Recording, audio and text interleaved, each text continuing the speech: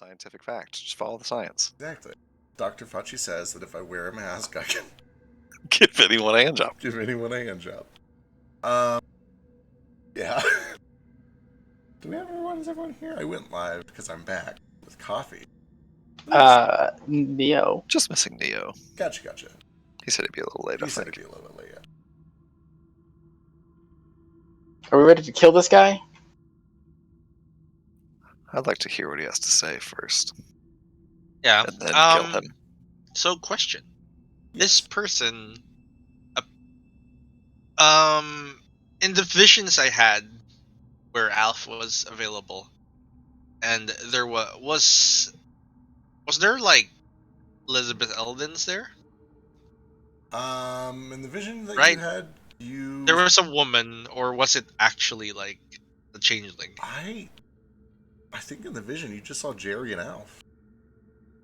Oh, because there's another vision. where No, they I were definitely saw discussing- Elizabeth at one point. Okay. That's the Very one, yeah. briefly. Okay, alright. Yeah. And this isn't because I wonder like if this person was familiar as a changeling. If not, then like it's not Elizabeth, and Nomad doesn't know who it is. But he did recognize Alf. Yeah, definitely recognized Alf. I mean, you didn't know who it was, but out of character you saw Alf. I do know who it is because I identified him as Alf. Oh yeah, that's right. Fuck, man. Fucking knowledge wizard. Know everything wizard. Okay, yeah. Using my object reading bullshit and place Right. reading bullshit. Okay, excellent. Then, yeah, I trust you guys to remember things better than I do. If you had a vision, then you would have seen probably Elizabeth, or in the Elizabeth form, you would have seen kind of a half-elf woman, dark hair, kind of pale skin. Yeah.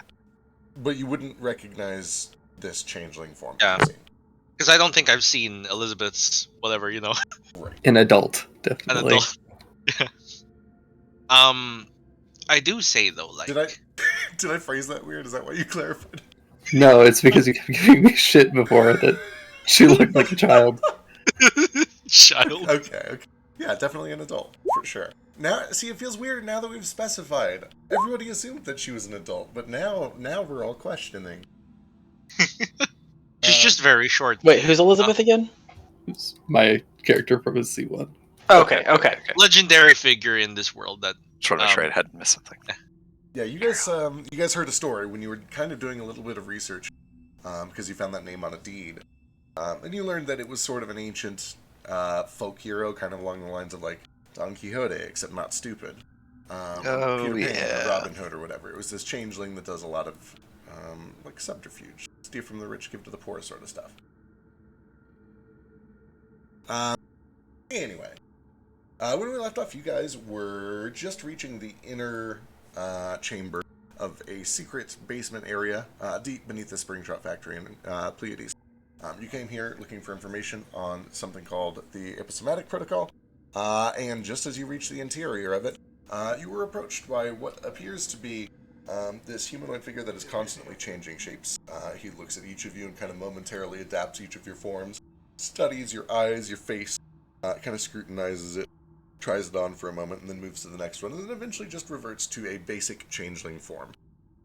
This pale skin, this gaunt, almost alien-looking humanoid, these whited-out eyes with tiny, almost imperceptible little black dots straight in the middle of them.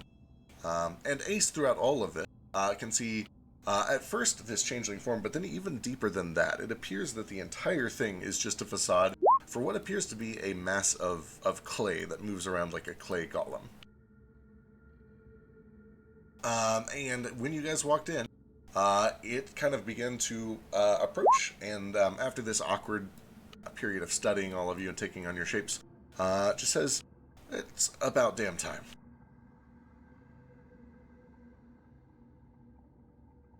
Those weren't the words. The words were, "You sure took your fucking time," or something. Yeah, something like that. Something along those lines.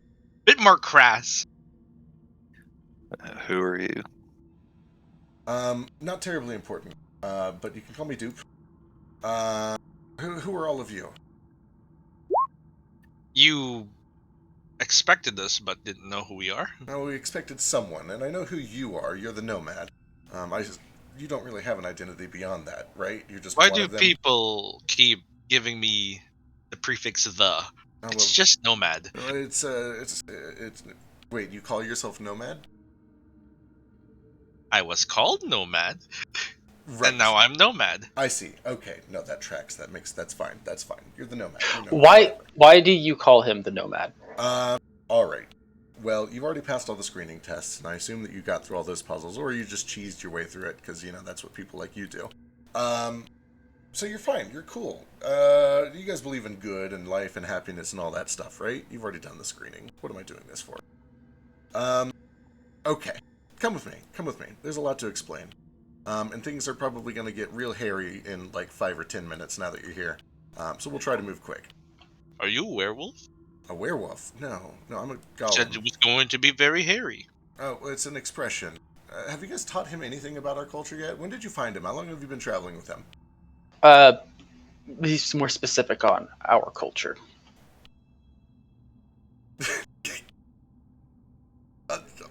You guys, where are you from? Okay, tell me about yourselves. Let's walk and talk. Tell me about yourselves. Where are you all Listen, from? I know so many cultures. They all blend together, and all their sayings mean nothing to me. Okay, all right, understood. Harry, Can I- dangerous. All Can I right. do a quick insight check for just like Yeah, I wanted to get do. a sense whether I can trust this Sure. person? Yeah, absolutely. Yeah, that's what my hand raised for too. Sure, go for it. And may I do a divine sense? Absolutely. The lowest it can be is a 25. Divine sense. Okay. With a 23 and a 24, there are no obvious signs of a weapon, or anything. Like, in the changeling form, it's not really even equipped or wearing anything. When it momentarily takes on forms, it sometimes kind of shapes equipment or clothing onto itself. But it doesn't really have anywhere that would conceal, like, a weapon. Looking through this thick glass, you don't really see any signs of anything that could be used for danger in there, except for this giant Elbrat mind and some machines attached to it, so potentially, I guess, something in there. And then just reading its expressions, it is bizarre. It seems to have... It's the strangest thing. It has this personality that is put on, and it emulates emotions and expressions. But behind that, and this is especially true for Ace, you can see that it's kind of just a golem that is like executing orders. It is trying to look human, it is trying to act human and natural, and it's very, very good at it. It's skilled. But ultimately you get the sense that it is artificial, and that it's all just sort of a facade to communicate better with you. As a result, it's very hard to tell if it even has its own motives, or if it's just kind of executing some sort of protocol. In other words, it's very hard to read. You said things are fixing to get hairy. What manner of hair are you talking? Well, no doubt there was some noise made on the way down, right? The place is crawling with demons. I'm sure you fought some. Did you see the big one, by the way? Yeah. Yes, we did. Excellent. Cool. So that is probably going to be here come nightfall.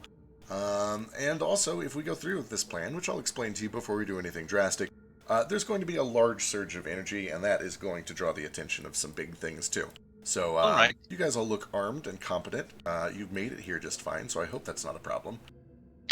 Yeah, going back to my question you didn't answer earlier. Why do you know him as the Nomad? Right. All part of the plan. I'm going to have to answer before you follow, aren't I?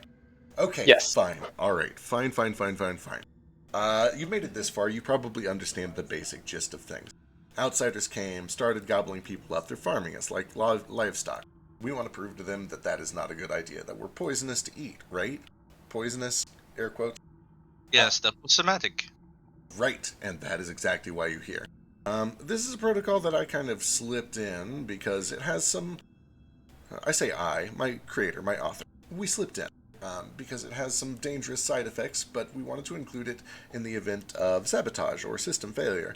And since both of those things happened, fuck everyone else, we were right. Cool? Awesome. The basic idea is that now all of those souls from wherever they ate them up are stuck inside of the Outsiders and presumably being propagated throughout their whole busy bee hive mind nonsense. Right, Divine Sense. I'll hit you in just a second. Fortunately, that's not the end. I'm not interested in watching all those souls get crushed for their magic juice. I would rather reunite ourselves with them, and then work with them to destroy the Outsiders from the inside. You, the Nomad, are patient zero. You are the first, and as far as I know, only successful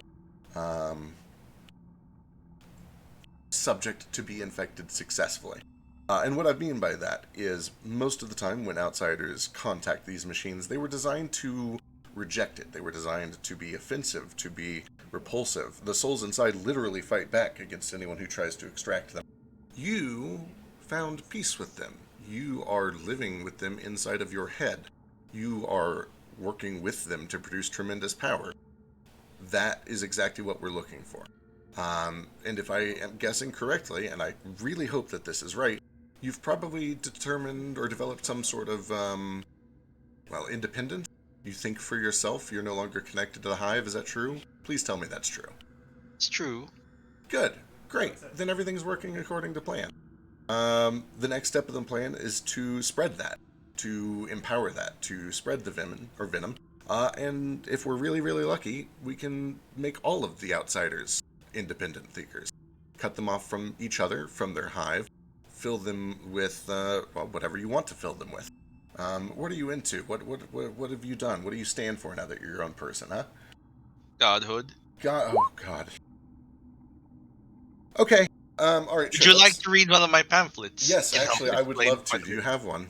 Yeah, he hands one over, and he also I'd like to read it, update you on what's happened so far. Then, regarding the Elbrot mind in Arcturus, what its effects on the outsiders were, and what we're doing now.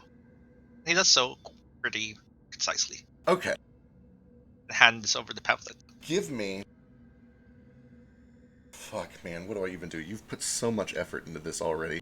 Give me a series... Make it a religion check. Yeah, give me any 3 checks that you want and can justify for selling this religion that you've created as beneficial and positive and a good thing to project onto all Illithid.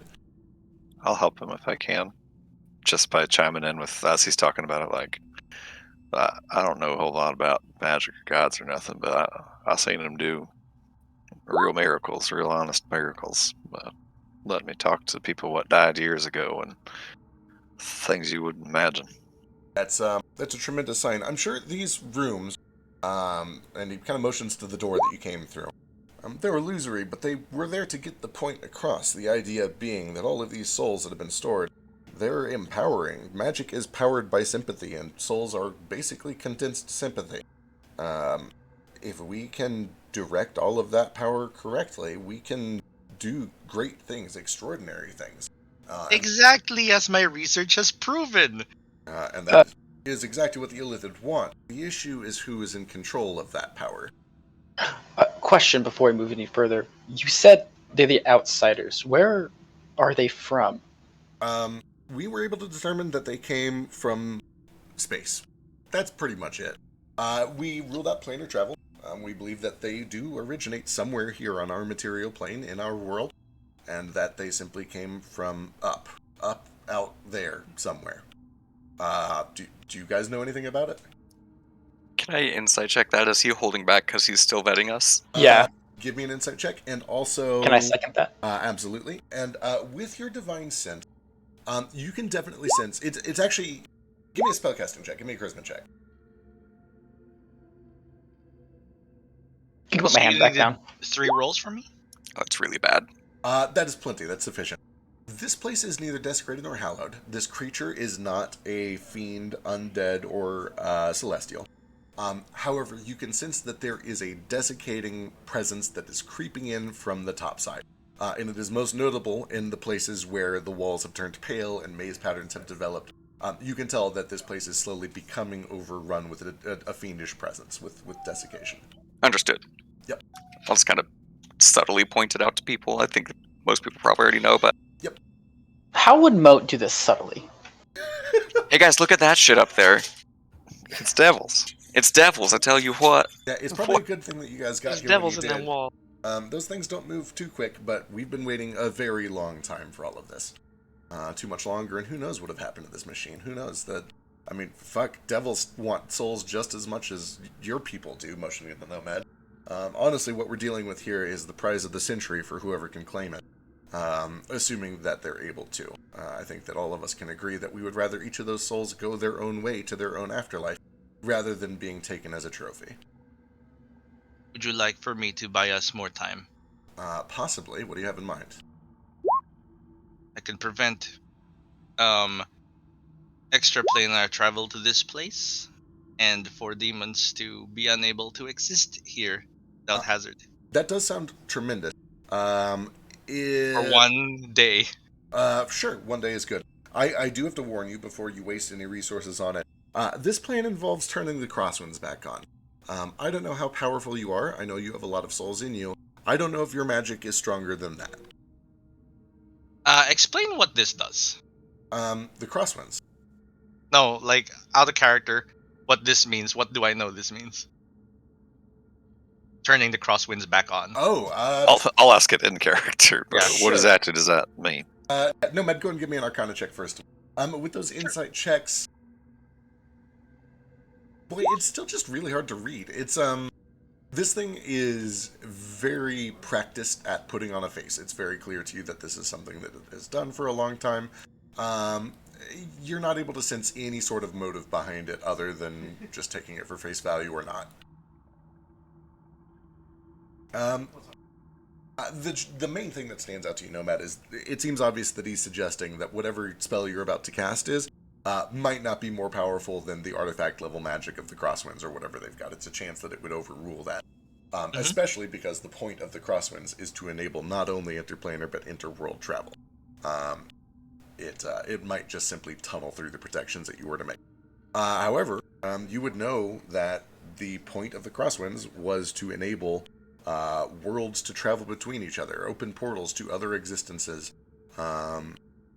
Originally, the idea was to seek help against the outsiders, but it could be used for other things now. You're not entirely sure why it would fit into this plan currently. Yeah. No, the idea of this spell is only to prevent demons from coming here before this thing is cured. Oh, perfect. Yeah, if you can prevent them from showing up beforehand, that would be great. Yeah. I let me just have no doubt that if you've messed with the big one upstairs, it's probably going to send scouts out as soon as the lights go off tonight. Well, yes. This was one of my plans to kill that big one. That's a good plan. You got a good head on your Unfortunately, shoulder. if I do that here, it's not going to kill the big one. Well, you can save it for up top if you want to. It's probably safer down here. That's fair. It's probably wise to move quickly no matter what we do. But I understand that this is a big deal and you're all new to this, so let's answer questions. Let's make sure we're all on the same page. Yeah, I just would rather have time to actually talk about things for once instead of rushing somewhere with no answers. It's very frustrating for me. Understood. I like that. Patience. It's good. Patience is a good virtue. Well then, by all means, take your time. I've waited. Oh God, how long has it been? 1,000, 2,000 years? I just drift off after a while. So one more day or another hour, however long you need, is fine. So long as, the people that you've alerted don't come down here and wreck the place. Nah. And, he just kind of pulls out ruby dust, pulls out holy water. He mutters incantations. He traces his symbol onto the flask of holy water, and his eyes glow. And he utters a command. He connects with everyone, and he just says specifically to Flick, the password is Vox Fragilis, voice of the fragile.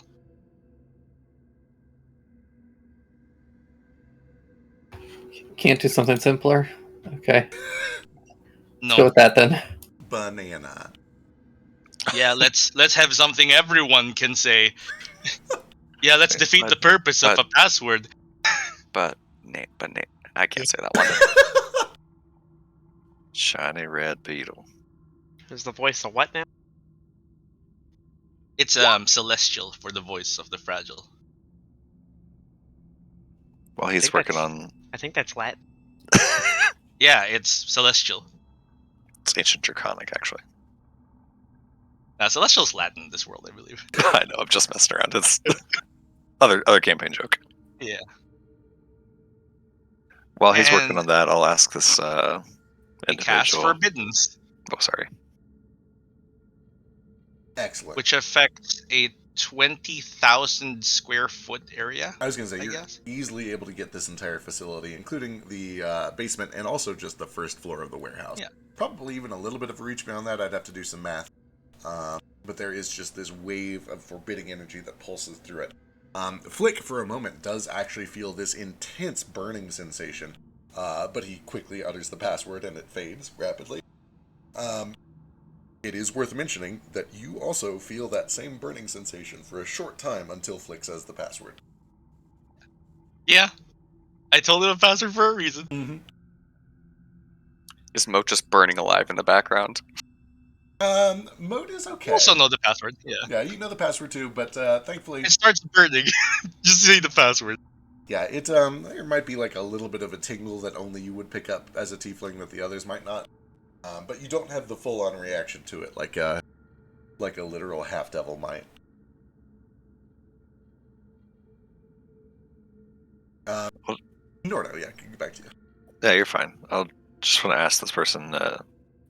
So you're talking about turning back on the Crosswinds. What exactly does that do? I didn't know they was off. Right. Well, okay. You've bought us plenty of time. We can take our time and explain this slowly, which is probably wise. It's a big decision. Fuck. My name is Dupe. I am Hello, Dupe. a golem. I was crafted in the image of a great hero of our time. You wouldn't know them. This protocol, this epistemic protocol, is a failsafe, or a failsafe that I slipped into the Elbrat Mines and into the Crosswinds engine, just in case. Oh my god, that's such a huge area. Just in case something like this happened.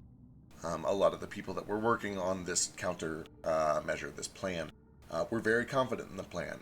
They believed that it was destined to succeed. Not that they weren't careful, but they had a lot of faith. They had a lot of hope. They had a lot of divination, for that matter, that pointed them in the direction that this plan would succeed. I was skeptical, and I wanted to add in backup plans. The problem is that these backup plans come with a number of their own problems, which I'll explain later. I was denied, so I did it secretly. I took on the form of the inventor and some of the inventor's closest assistants, and added in this failsafe myself. And as I've already explained, it turns out that I was right. Bravo to me, congratulations. I've saved the entire universe. You can all thank me later. You specifically, or the person you were based on? The person I was based on, it's a little bit of a fuzzy line there. I initially started as a simulacrum, but then I realized I didn't want to live an organic life for however long it took for society to rebuild. So I kind of stuffed myself into this golem. It gets a little bit fuzzy. I like to think of myself as discreet, but I still fall back on I and we sometimes. Well, thank you for your service. So, is it dupe as in duplicate, or yes. dupe because you tricked us? Oh, boy, that's good. This one's smart. I like him. He's great. I am the smartest of us. I believe it. The world may never know. I might not know. Who knows? Maybe I've duped myself with all of this. I find that you can decide these things. Anyway, as I'm sure you've caught on from the literature that we so extensively carved and created illusions of outside, the goal of this protocol is to prove to the outsiders that we're dangerous to eat, that we are not good livestock, that they should leave us alone and never come back. We're hoping that this will initially destroy or at least dismantle any outsiders that remain here on our planet. We know that there are some. We know that they've retreated into the Underdark along with many of our citizens. I don't know what's happened to them over the past several thousand years, but it appears, and emotions to Nomad, that you're still alive, and a little fishier than I remember. But congratulations on your adaptation. We have met? Oh no, not you and I specifically, but your kind. And with your kind, it is kind of all the same. Anyway, the idea, once we execute this plan, which I am going to explain in a moment, is that any remaining outsiders on this planet will be given free will, of sorts. Free will with a lean, free will with some guidance, with a push in the right direction. A push that you and your companions will decide. And I'll explain how in a moment. Once that is done, I'm hoping that it will be enough of a dissuading factor that if there are more of your kind waiting out there beyond the stars, that they will just ignore us. Not necessarily because they want to, but because we're too dangerous to mess with. We have to assume that we are not the only planet they're feeding on. They'll just pass us up in favor of things that are less brightly colored and toxic to them. As for... So, back in Beetlejuice, there was a field that activated that empowered me but destroyed the other mind flayers. Yes. What was that? Was that it? That was presumably part of the protocol as well, yes. I mentioned that you were the first successful infection.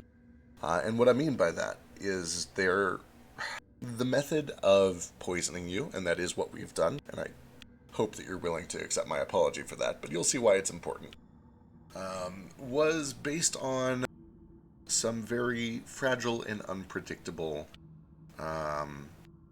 variables. It's not going to work all the time. I don't know why it worked on you. Maybe you're pure of heart. Maybe the gods have chosen you. Maybe it's just dumb luck. It's hard to say. But for one reason or another, your variables line up with the poison. It has taken successfully in you. You are the first. You are the nomad. You are the one that we've been waiting for. And because you have been successfully infected, you are now a planned for occurrence. A lot of our countermeasures will not... how do I put this? Attack you on sight. At least the ones that I have been able to get to. I didn't manufacture the entire SDR army. I couldn't stop all of them. But at least the things that I've been able to dip my hands into should leave you alone for the most part, including that repulsive wave. The Elbrat mines themselves will be more prone to recognize you, because that is what I had close access to. Ace, what's up?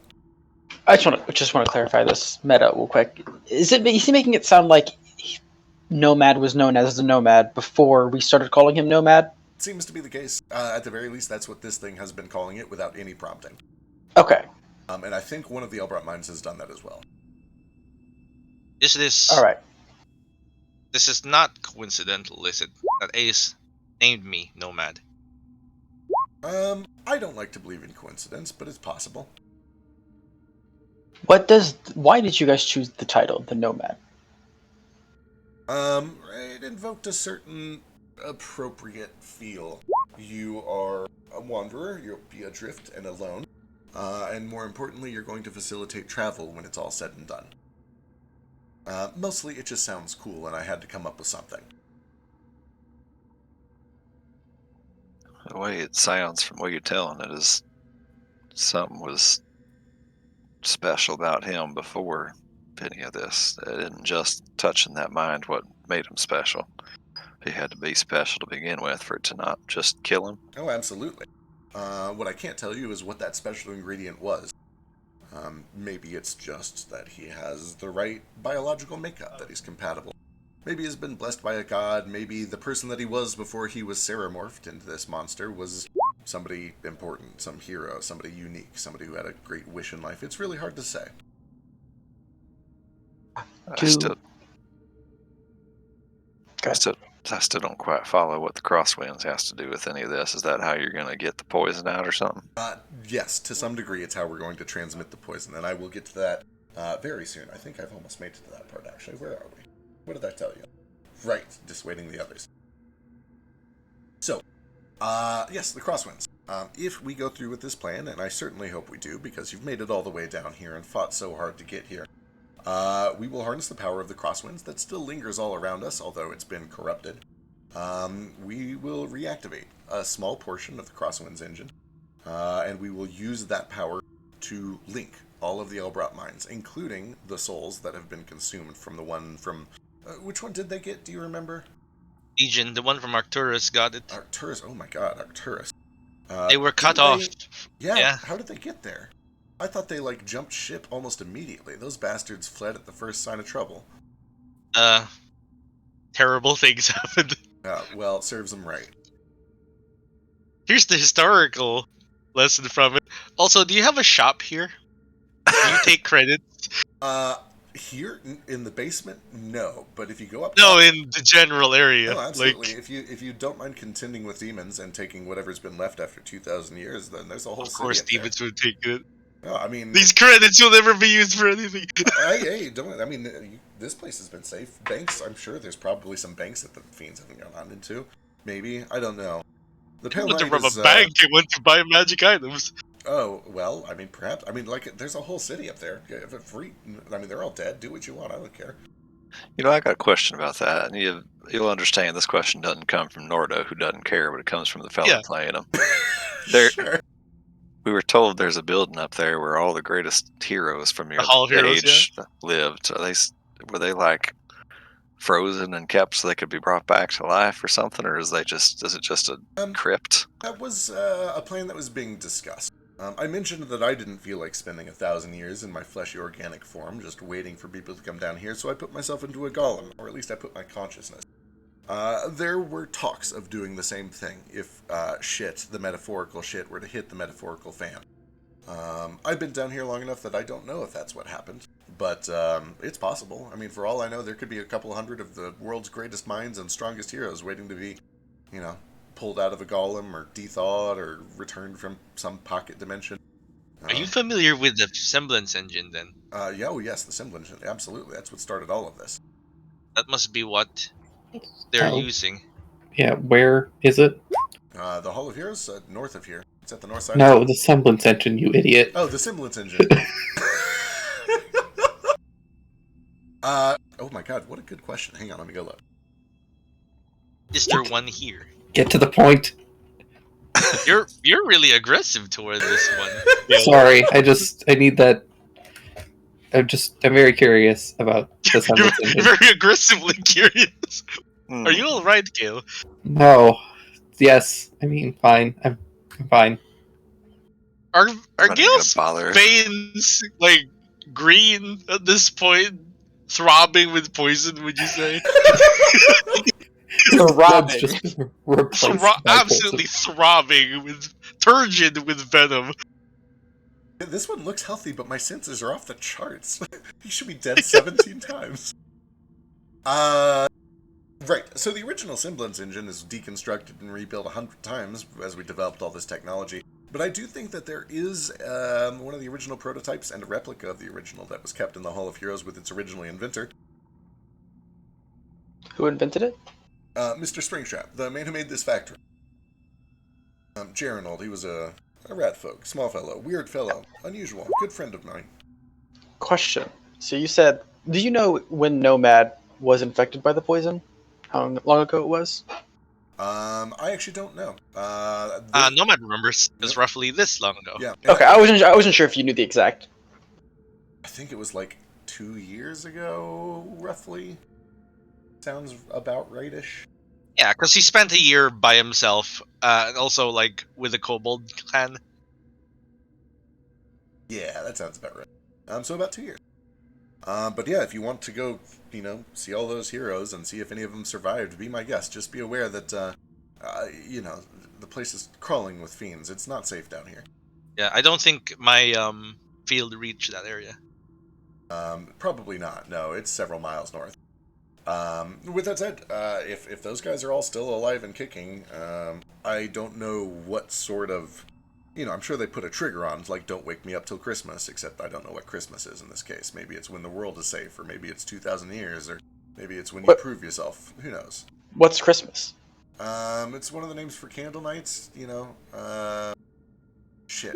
You guys actually probably wouldn't know. Christmas is a very old holiday. How long has it been? You guys probably don't do Christmas anymore. Thousands of years later.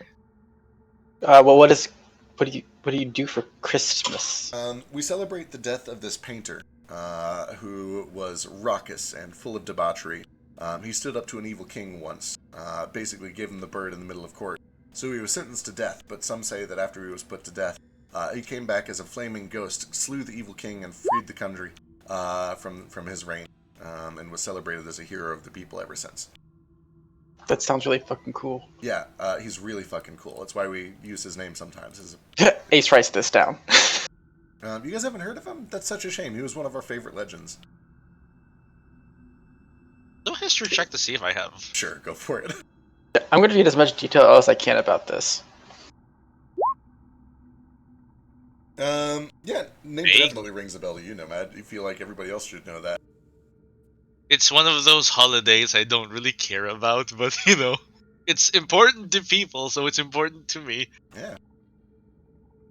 Yeah.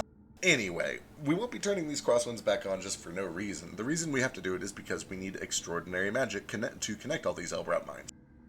They were intentionally made separate so that they couldn't be tracked down easily. However, if they have already consumed one, that means that they have the knowledge of however many million people lived in Arcturus, and somewhere in that web of knowledge is information about the locations of other Elbrat mines. It is only a matter of time before they find them, and in my opinion, I think that risk is one worth taking. They're going to find them eventually. We have to do this sooner than later. The one named Legion is already amassed. What was it?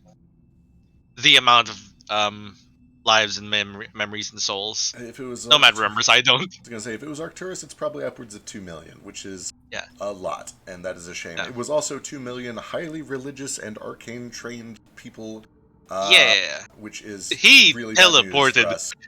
They teleported the last time we saw, so they're probably already somewhere. We would like to get this running if possible. Yeah, I know. As much as I love to talk shit about them for being cowards, they were only able to do what they did because they were filled with great minds. They had a very, very extensive education program at the time. So you trapped all these people who should have been spending their afterlives with their respective gods, and now they're just gone?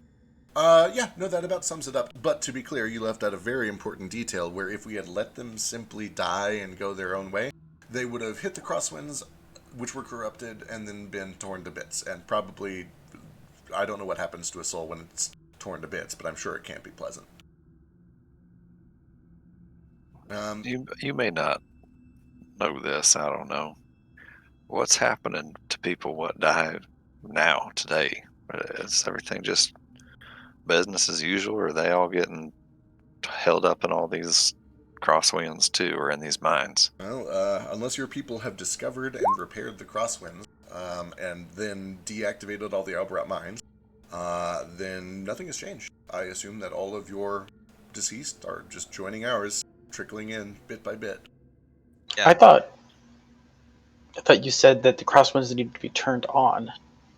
It's a bit of a complex thing. The Crosswinds are all around us. It's a fundamental force that we tapped into when we discovered the technology. But we have an engine that allows us to harness them. It allows us to traverse it. Kind of like the weave. You can think of it a bit like that. When all of this disaster happened, when Tabula Rasa decided to fuck us all over, as I predicted that they might, they shattered a lot of things. And one of the things that was shattered was the ability for souls to move on to their afterlife. What's to say that the Crosswinds isn't corrupted this time? Oh, it is. It certainly is. It's 100% So- still corrupted. But we just need them. Right now. We need to activate them a little bit. Just a little bit. Just Only enough to little. connect all these Elbrat mines. However, So- I can tell already that you can recognize that there are risks and dangers, and you're not wrong. It's very likely that this is going to open portals, just kind of all over the place, to who knows where. Other planes, other worlds. And that is exactly what Tabula Rasa feared. It's very possible that if there are evil entities on this material plane, they will go through these portals and spread to other worlds like a plague. But the opposite might be true. Maybe people will come help us. We can ask for help. But what happens to the souls? What's in there now when you turn these winds back on? In the Elbrat mines, Yeah. it'll probably be a net positive from their perspective. Normally, when a soul dies, it was captured by the nearest Elbrat mine and then taken to sort of an illusory afterlife that was as pleasant as we could make it, but there's only so much we can do on short notice. By reconnecting them, they'll at least be able to have more people to interact with. They will likely be able to commune with each other, form communities, maybe even societies. They will be social again. But it won't put them in danger. It won't hurt them. Well, it will alert. When we do this, it is going to do a lot of things. One of the things that it's going to do is put us in direct mental contact with the illicit, the outsiders who have consumed some of them already. And as a result of that, they're going to immediately learn the locations of all other Elbrot mines. That is not necessarily a risk until they get captured by the outsiders. Then it probably poses a risk. But the idea is that we finish up our aposomatic protocol before they gobble up all of these souls and use them for whatever evil they're going to do. In fact, we want them to gobble them up because they are poison. That's the point. Well, if you don't mind me picking nits a little bit, if the plan here is to inject some poison into my dead father and have the mind flayers eat them so they find out we're all poisonous, I kind of object to those terms. Poison is a strange word to use for this. I've been using it as a metaphor. What's actually going to happen is your father is going to watch you do some really cool shit. They're going to use the positive sympathetic bond that is created by that, and he's going to become empowered by it. And then he's going to be able to fight these outsiders from the inside out, literally using his own inherent magic, fueled by his sympathetic bond to you and to the other surviving world around him, to drive the illithid crazy and kill them from the inside out. So it's more akin to Nordo's ghost parents being empowered by their love and other feelings and destroying the minds of wherever. Yeah. So we're just After they get eaten, we're Sure, kind of glossing over that. Right, and that all sounds well and good, but what happens to my dad's soul after he's done tearing up will his they mind be- flayer's brain? They be Does he alright. just fade into nothing? Does he go on to the afterlife? What? With the Crosswinds reactivated, he should be able to retreat to any surviving Elbrot mine. Once we fix the Crosswinds, then we can release all these souls, and they can go on to their afterlives. How do we And fix the you're- Crosswinds? That is a very big question. The corrupting of the Crosswinds happened very quickly, and shortly afterwards, society fell. We have not had a lot of time to study it, a lot of time to do research. There were a few who opted to stay behind and try to learn. Give me some insight checks. Give me fresh insight checks. I'll do So I one. think I would too, and I like mine's kind of specific focus on how this guy talks with a lot of confidence that he knows this plan is going to work this way. Right. Like how confident is he actually, Right. or is he selling it? Sure. I was kind of thinking the same thing. Okay. All right. Oh my goodness, guys. Okay. Ooh. Okay, cool. Little bits of information. As always, this is a golem. It is giving practiced responses, but it's well crafted. It is made to deal with people well. There are a couple of things that are noticeable in its behavior just now that are unusual. The first is that he suggests that a small team was left behind to research the Crosswinds and how to fix it. And you see this stutter, this blank, this momentary lapse where it seems like he's trying to recall information and he can't. And that feels very unusual to you because he has recalled everything else with very little trouble. He seems to have a very good memory of the events. He seems to be programmatically responding like almost instantaneously. So the fact that there is something that he knows of but can't recall feels unusual. It feels strange to you. Like intentionally deleted or something along those lines, yes. Okay. The next thing is you get the sense that this creature was right once, predicted a fault, the fault happened, and planned accordingly to stop it. It seems very confident in this plan. It's hard to say whether it really has the appropriate knowledge and arcana to be right, but it certainly believes that it is right. Right. That's supposed to what I'm looking for. Is it overselling a plan that it's kind of thinks is only actually a coin flip, or does it really think this is going to work? Okay, cool. It does really seem to think that this is going to work. Okay. Does it really think that we could send the souls out of the Elbrot mines into the Illithid? They would get recaptured by the Elbrot mines. Then once the Crosswinds are fixed, we could send them onto the afterlife? It seems to believe that exactly. That seems to be the plan that is trying to sell to all of you.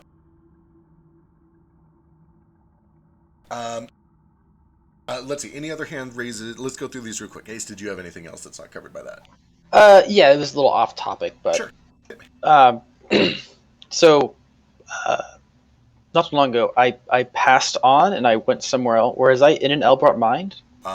You almost certainly were, although you're back here now, which means you probably didn't quite get It was revivified, but okay, because it looked barren and just horrible. That's unsettling and not good to hear. We tried to make it as pleasant as possible. But again, we were working quickly with brand new technology. Yeah. It also sounds like society. It also seemed like, at least the one that I went to, finding others was not really something you did. You just couldn't find anyone. Yeah, that is a disappointing truth. We did know that the Elbrot mines would be segregated from each other. His mother was there, however. It's very likely that she died near that Elbrot mine then. How spread out are they? Do you know roughly how many there are? Was it like one per continent? It's my understanding that there were about 41 of them throughout the planet. Oh, jeez. And I just happened to die. I wasn't even close, though. Were you born and raised here? No, I died in Salt Bowl. Salt Bowl, never heard of it. I think it was Salt Bowl, yeah. And my mother died. She died way north of me, I guess is all I'm trying to say. I see. That is unusual. I don't have a good answer to you. But it's, at least where I thought she died. It's good that you weren't sucked all the way in. There really is very little getting out once you're in, unless... What are the range of these Elbrot mines? As far as we could tell, we would really only need 5 or 6 to effectively blanket the entire planet. We created more so that we would have a much more reliable network in case one fell. In other words, you're going to be covered almost anywhere on the planet. It's just a matter of going to the nearest one.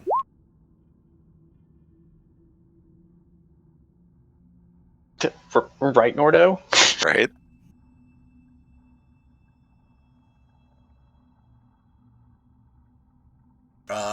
Nordo, what you got? That you covered it with the insight check. Thank you. Art and mode. Is there anything on these walls? On the outside walls, there are some decorative reliefs, yeah, just carved into the stone. Some of them appear to have been painted, but it's long since chipped away. And it's more just kind of like museum or zoo stuff. You see lots of animals, snakes and beetles and spiders and tree frogs, but no writing, no inscriptions of any sort. It appears to just be decorative. Okay. No big deal. This inner ring is like this thick, reinforced glass that is surprisingly clear and easy to see through. Cool. No big deal. I'll just start like kind of pacing back and forth and checking out the release or whatnot. And at one point, I just walk past Gale and put a hand on his shoulder and just squeeze it before I like walk on. Just a little thing, and then I'll keep meandering. Okay, cool.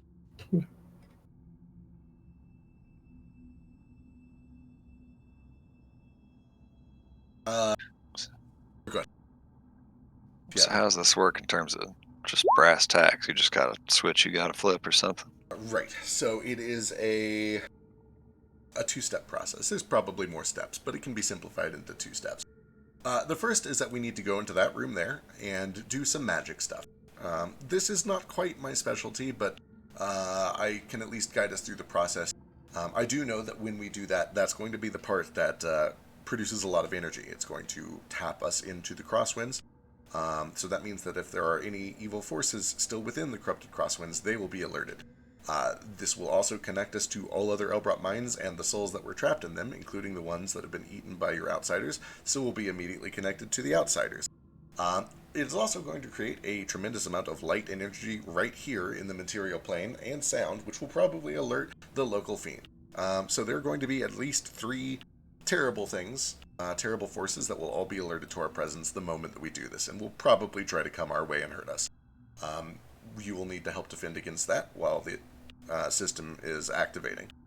Once it's activated, the next step is where things get a little bit wibbly-wobbly. And what I mean by that is that magic is strange. Magic is, like the rooms tried to express, magic is, it's a byproduct of intent and expression and power, and most of that power is fueled by sympathy.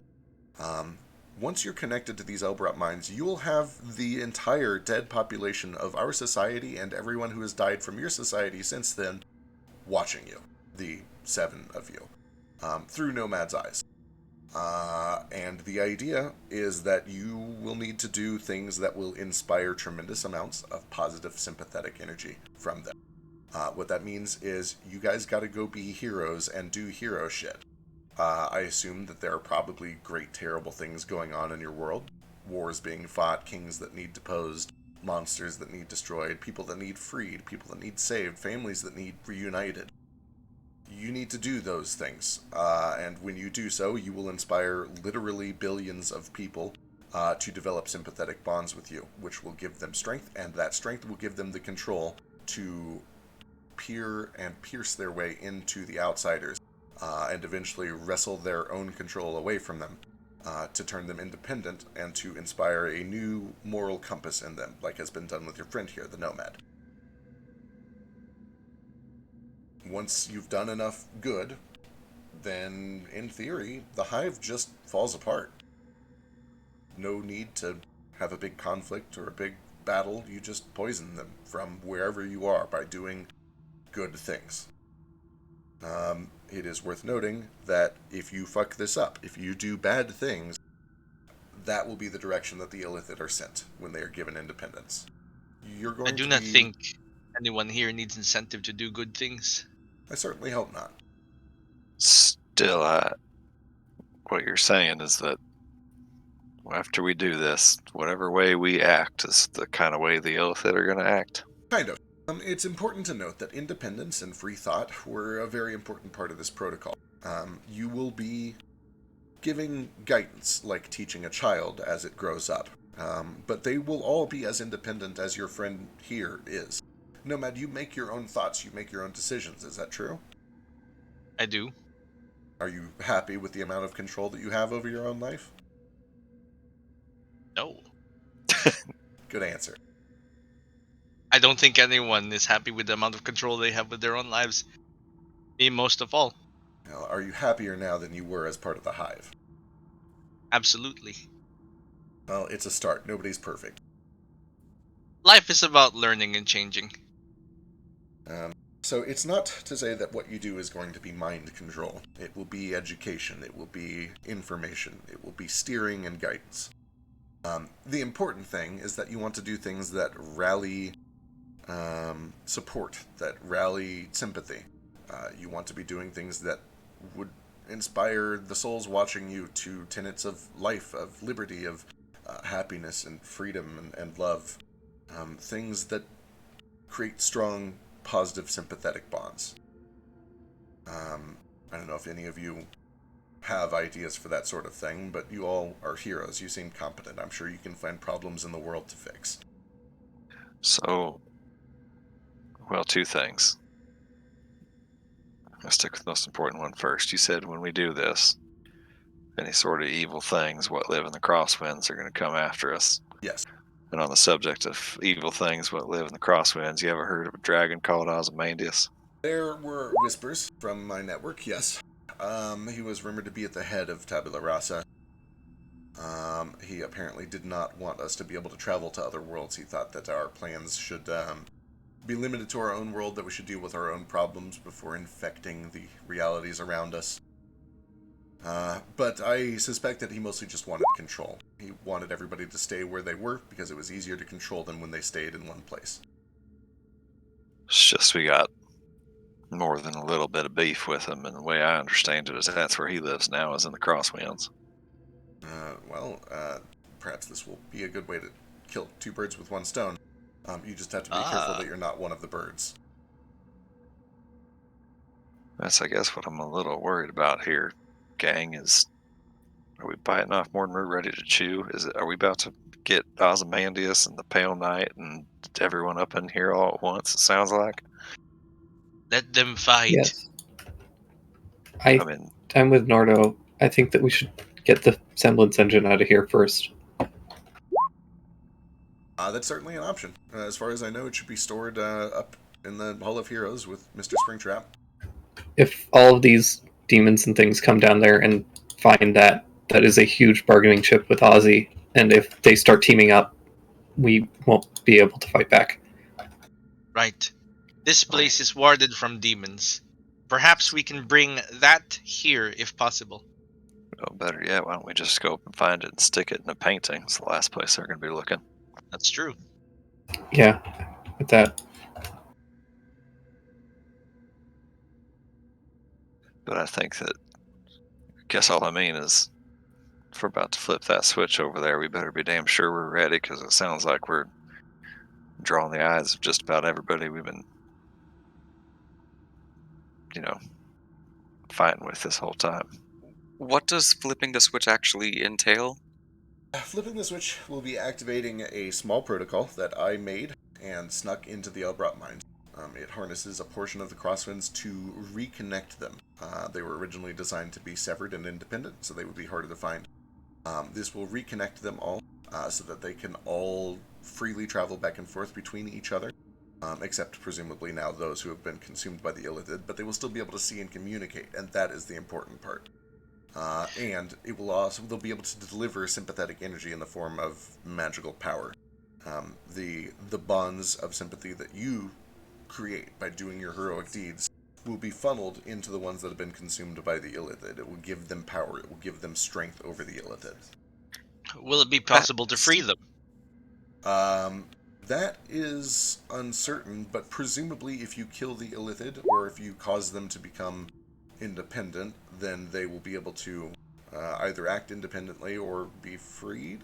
This is a tricky question. The souls trapped inside of you are trapped inside of you. Mhm. As far as I know, the only way to free them will be when you're done with the whole life thing. When I die. When Yeah. you die. So you're saying that we have two options here. The souls are going to either kill the Illithids, or they're going to be more like Nomad, where they're just going to just chill with them. Yeah, those are the ideal outcomes, yes. And it'll depend on how much power you give them, but the idea is that, first of all, it will give them sort of a sense of independence and a moral compass influenced by what you do during this time. And the second thing is that eventually they might reject them outright and just kill them, which would set them free, and then they would return to any surviving Elbrot mines. I guess we also could use the semblance engine to just remove the souls. That's a good idea. Mhm. It's certainly a valid thought. Sorry to interrupt here. I appreciate all this. It's very helpful. I think I may have tricked you with the duper dupe question into thinking I'm smarter than I really am. I meant more like literally, what does this entail? Is it flipping a switch past this door, or what do we do? It's a little bit more complicated than just a switch, but there are 3 panels connected to that central Elbrot mine there. There are a number of protocols that I need to activate. I've written down the instructions, and if any of you are good at magic, you can help me with it. But the process takes about 2 minutes or so. But during that time, there's going to be a lot of energy released. Right. So this is a here and now decision then. Well, it could be delayed by a little bit if you want to go get the semblance engine, or if you need to rest and heal. Resting sounds great. The only real-time crisis is that, like you said, the pale big guy knows that you're here and will probably send reinforcements, although this... I hate to interrupt, but I might have to dip out for a bit. There's some tornado Ooh, sirens go be going safe. on Oh, right good now. luck. Oh, I hear that. Stay safe. Stay safe. Good luck. It sounds like this spell will probably help us hold for some time. Going off on that, you said there's going to be some alarms going off when we start it up? Not physical alarms, it's just going to produce a lot of light and energy, and that will definitely attract some attention. Okay, but no sound? Probably some sound too, I'm not 100% sure. Okay, I can always throw some silence on whatever it's going to be making noise if we want to It keep it is hush. worth mentioning, since we're getting to brass tacks and specifics and realities. You guys have interacted with Elbrot Mines before. He motions over to Ace. You understand that things get a little illusory, a little wibbly-wobbly near them, and the same will probably happen here. Part of the process is going to be a mental process, a psychic process. You'll be doing some navigation of Nomad, your own mind, to connect all of this stuff to your mind and to the souls within. Even if they are not able to get physical access to this facility, anything in the Crosswinds may be able to contact your mind and hurt you psychically. It is possible that some of the other forces at work here might be able to do the same, although the ones with the Crosswinds will be most likely to do it. The Illithid, of course, you'll be making a direct connection to them, and they're very good at projecting themselves psychically. I would expect them to be able to hurt you during this process. The Fiends are a little back and forth. A lot of Fiends don't really have the ability to travel through mind space. But the Pale Knight is all about mazes and getting through them and showing up in places where she's unwanted. It wouldn't surprise me if maybe she has a lieutenant or two that is capable of traveling through this sort of area. We know Ozzy is good at that too. Mm-hmm. You've interacted with him. He goes into her dreams. You mentioned that you had beefs with him. He's been in your dreams. That's not great. I had hoped that all of this would leave him weakened, but that sounds stronger than anything he did in our time. Could you destroy magic? Is that a thing that can be done? Destroy magic? I couldn't. It's possible. Someone theoretically could. Magic works on a natural fundamental force of nature called the weave. If you were to destroy the weave somehow, you could do it. You can disable it for a short time. To actually damage it may cause catastrophes. We had stories in our time of rare artifacts owned by the gods that could sever it, especially those related to Diem. She had a loom that could make it, and she also had a thread cutter that could cut it. Oh, I have Diem string. Beg pardon? So, Yeah, could this help? Did you pull it out and show it? Wow. Shit. Boy, I hope this plan works, because if it doesn't, we are all fucked if the Illithid have that. Wow. Where did you get that? Circumstances led it to fall into our hands. Circumstances. Okay. But yeah, long story. I will tell you when this is all done. Understood. Well, that's bizarre. Tabula Rasa was trying to collect it, I believe, right? That makes a lot of sense. It's just hands of a pamphlet of their time inside. Yeah, he has like a news pamphlet, I forgot. Yeah. Give him a little news pamphlet. Here you go, here's the paper for that day. There we go, the news. Lots of like pictures that he's been taking of just people staring at the sun. You'll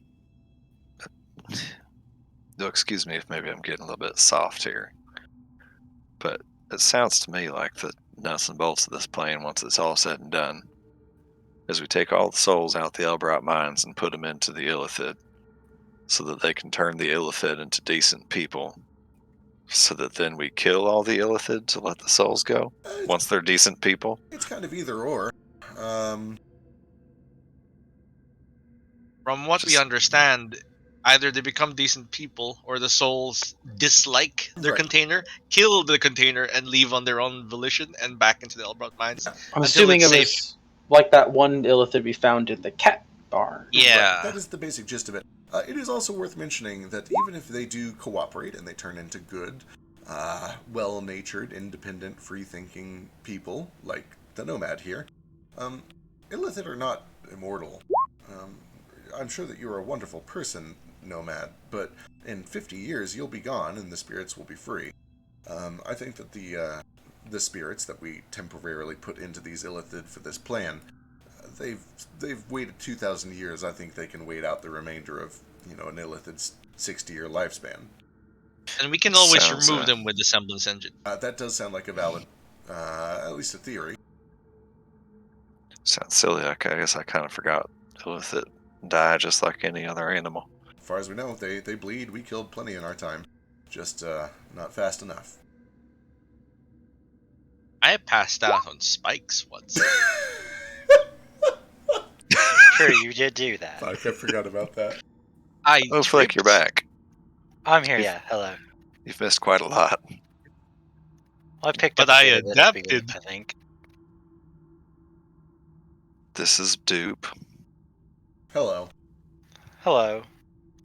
Dupe's gonna try to help us save the world, I guess, but turning the Crosswinds back on, connecting all the Elbrot mines, and then that's gonna connect them to other worlds, but also to the Illithid, but also it's gonna attract all the Pale Knight servants, and also maybe Ozymandias will attack us from inside of it. Well, I think the best thing to do is probably to throw a protection from evil and good on him as well. No, I think that's a good idea. And then maybe if we have something that can protect his mind from being probed and entered against his will. I think he's got that already on that fancy necklace he wears. It kind of works. It's mostly just communication, I think. Let me double check, because I always forget the wording on it. The one that Nomad has?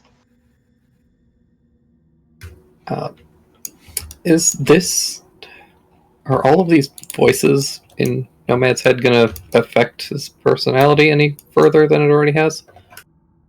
Not any more than they already have, as far as I know.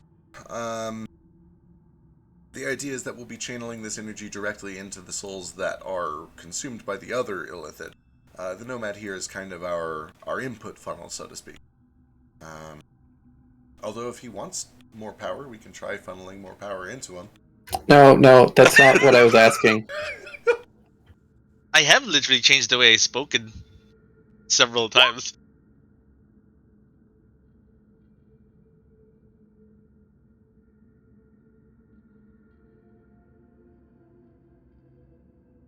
My concern was just that they were going to start infecting you too, the way that they're going to impact the other Illithid potentially. What happens if a whole ring of criminals gets into one Illithid? Well, Right. This is going to sound a little bit cheesy, but I think what we're banking on here is that overall, the majority of humanity favors, if not good, then at least independence and life. I am not going to sit here and pretend that I believe humanity is more good than bad on the whole. That's a big philosophical discussion for someone who got paid much less than I do and spent a lot of time in college instead of doing real work. But I believe that we can at least count on all those dead souls to not want to remain trapped dead souls in purgatory forever. Even the bandits and criminals. Still, I think probably most people would like to watch us go murder a bunch of slavers. That seems agreeable to everybody. Oh, absolutely. Yep. That would be a great idea. Anything like that. Murdering slavers, winning Freeing wars, slaves. killing monsters.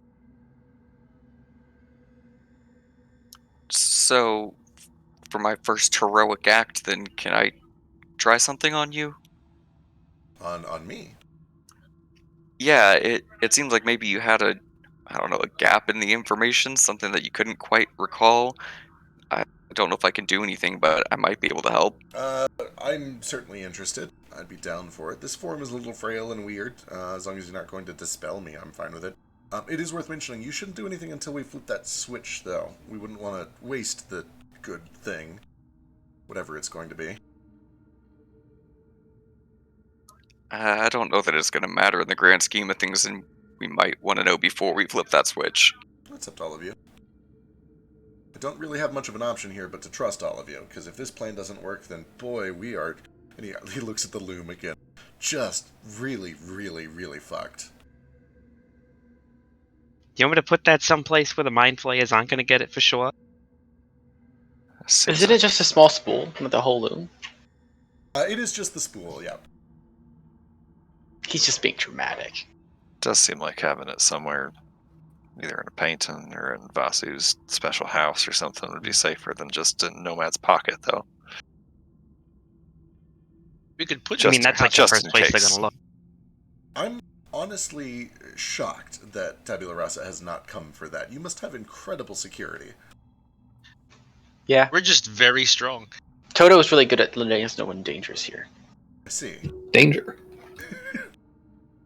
Well, what we did is we took Tabula Rasa's spy and put them with all of our most beloved family members, so she wouldn't be able to get to it. Running through hands real quick. Ace, what's up? That was old. We went through it. Alright, Mo, what's up? Mine was old too, but I will go off of what I was just talking about. If nobody stops me, I kind of put a hand towards his chest. Its chest. Sure. And then there's a little flash of light from my eyes, and a very familiar 5 golden rings appear on my outstretched arm, and they kind of shrink into my arm, which starts to glow, and then all the power shoots into it, and I'm going to use Cleansing Touch, and if the memory is missing for a magic reason, I guess I'm trying to affect that specifically. Okay. I like this. It's going to be a bit stretchy. And let me go look up this DC, because I know this DC is pretty big. But go ahead and give me a spellcasting check. I do a help action. Sure. Where are my notes? Ooh. It's a 27 after the help, right? That's pretty good. Where's my DC? The DC was 49. No, But- it's not that high. He's not that powerful, thankfully. Okay. It is very high, but I don't think it was 27 high. Ooh, it's closer than I thought. What's this? I'm confused.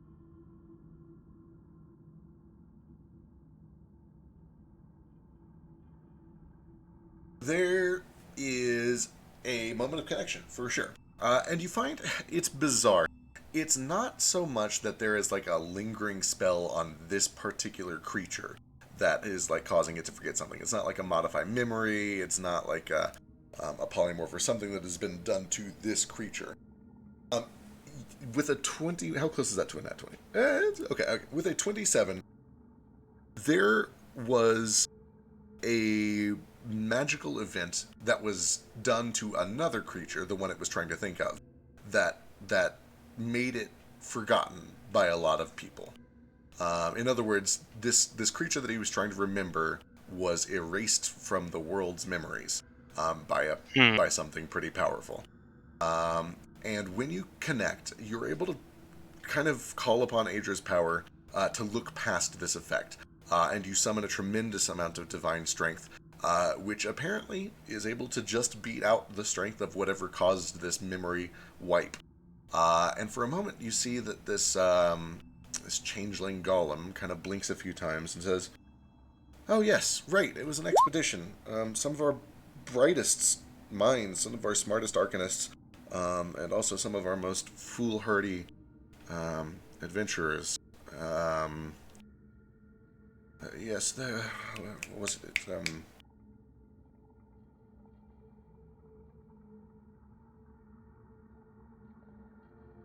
Oh, it's on the tip of my tongue. He was a bat of some sort.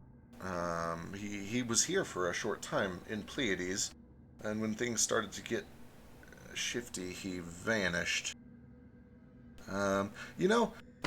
Maybe you should go to that Hall of Heroes, and I might accompany you. I might be able to jog my memory a little further there." That seems like a good idea.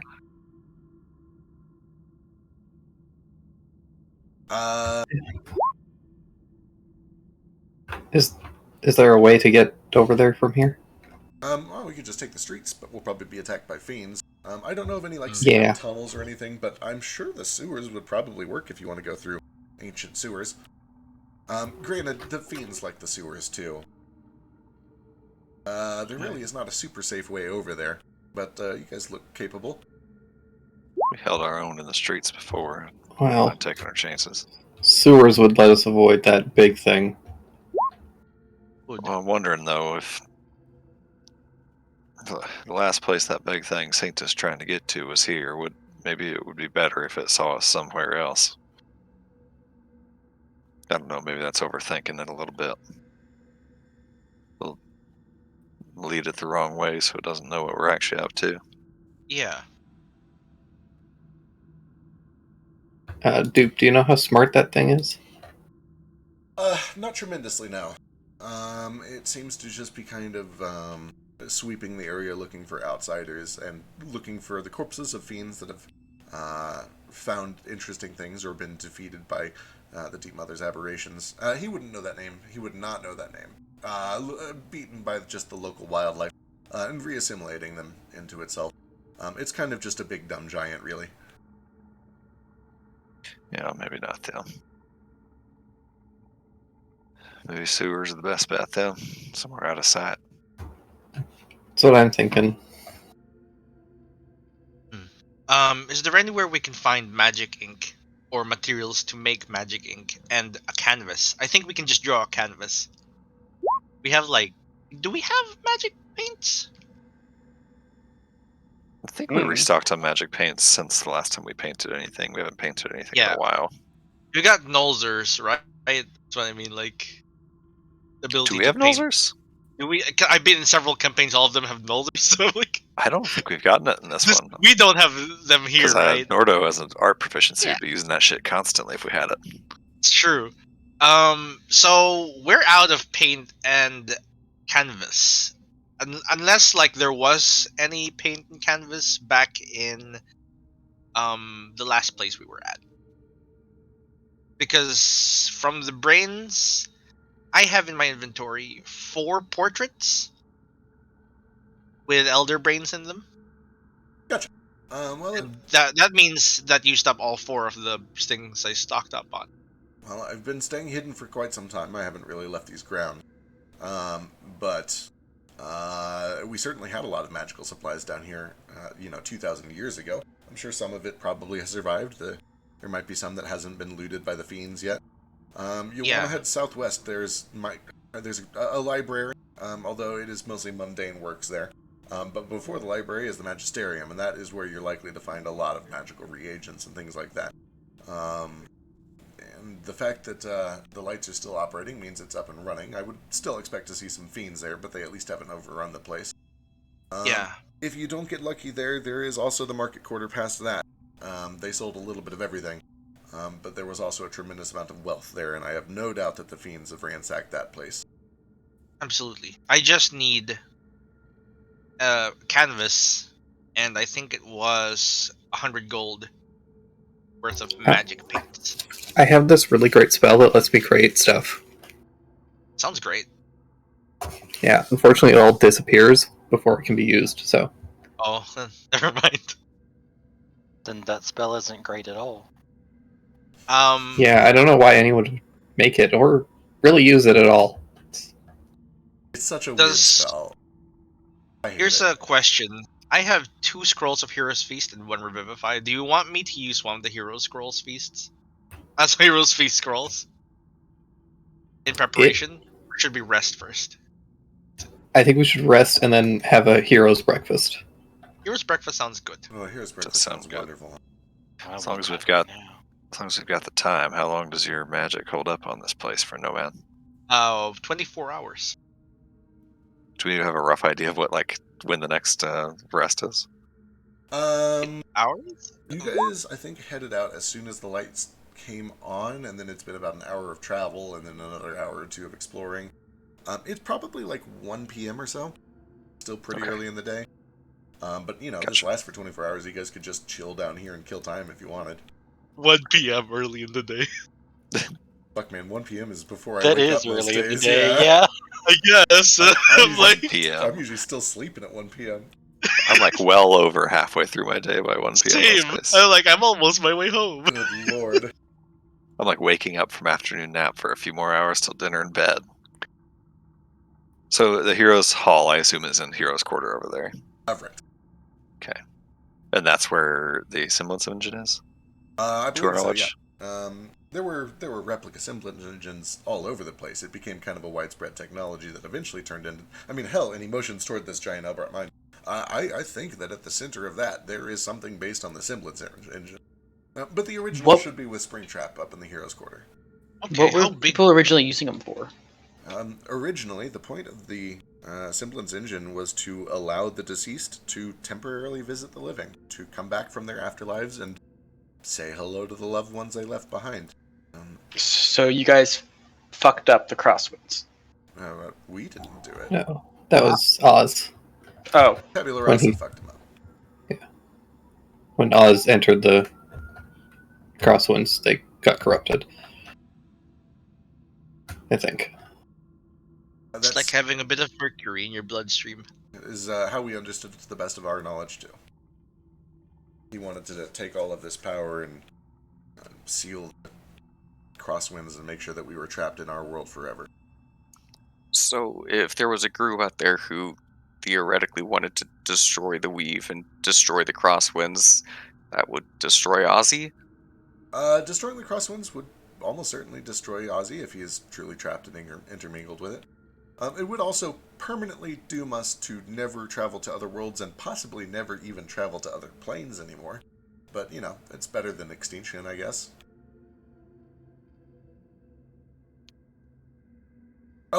It would almost certainly guarantee that there would be no afterlife.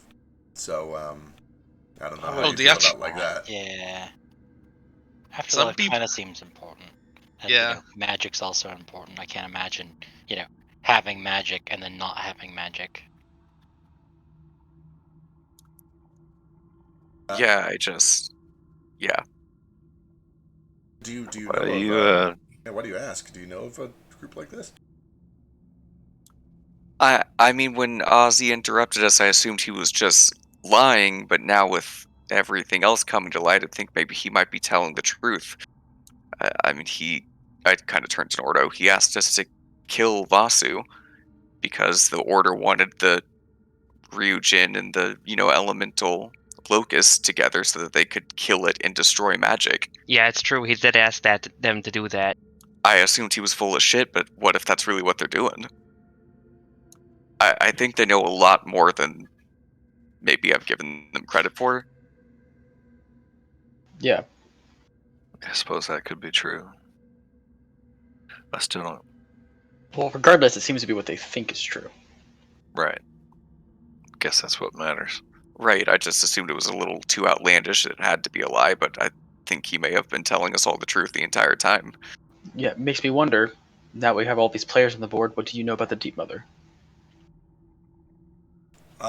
Never heard of. Well, maybe. Hang on, let me go check.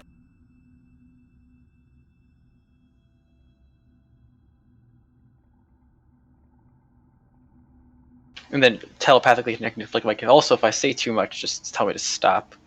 I don't know what she wants known about her and what she doesn't. She wants literally nothing known about her. Yeah, it's true. Well, this was in a private phone call to Flick. I like the hidden Mickey. I just Sounds like an ally, though. There was a powerful creature when we created this place who served as our warden for a time. She seemed to have a vested interest in protecting life, including us. She even granted some of us magic from time to time. I assume, based on the state of things here, that she's long gone. I mean, this place is overrun with fiends and devils. I assume that she fucked off or died.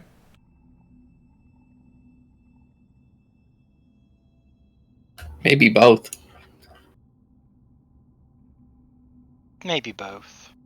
Oh my god, is this a wiggler? The whole thing's a wiggler. Oh my god, it's a wiggler! It's a wiggler. Is that the end of the campaign? Did we solve it? You did it. Don't make him angry. It's wigglers all the way down.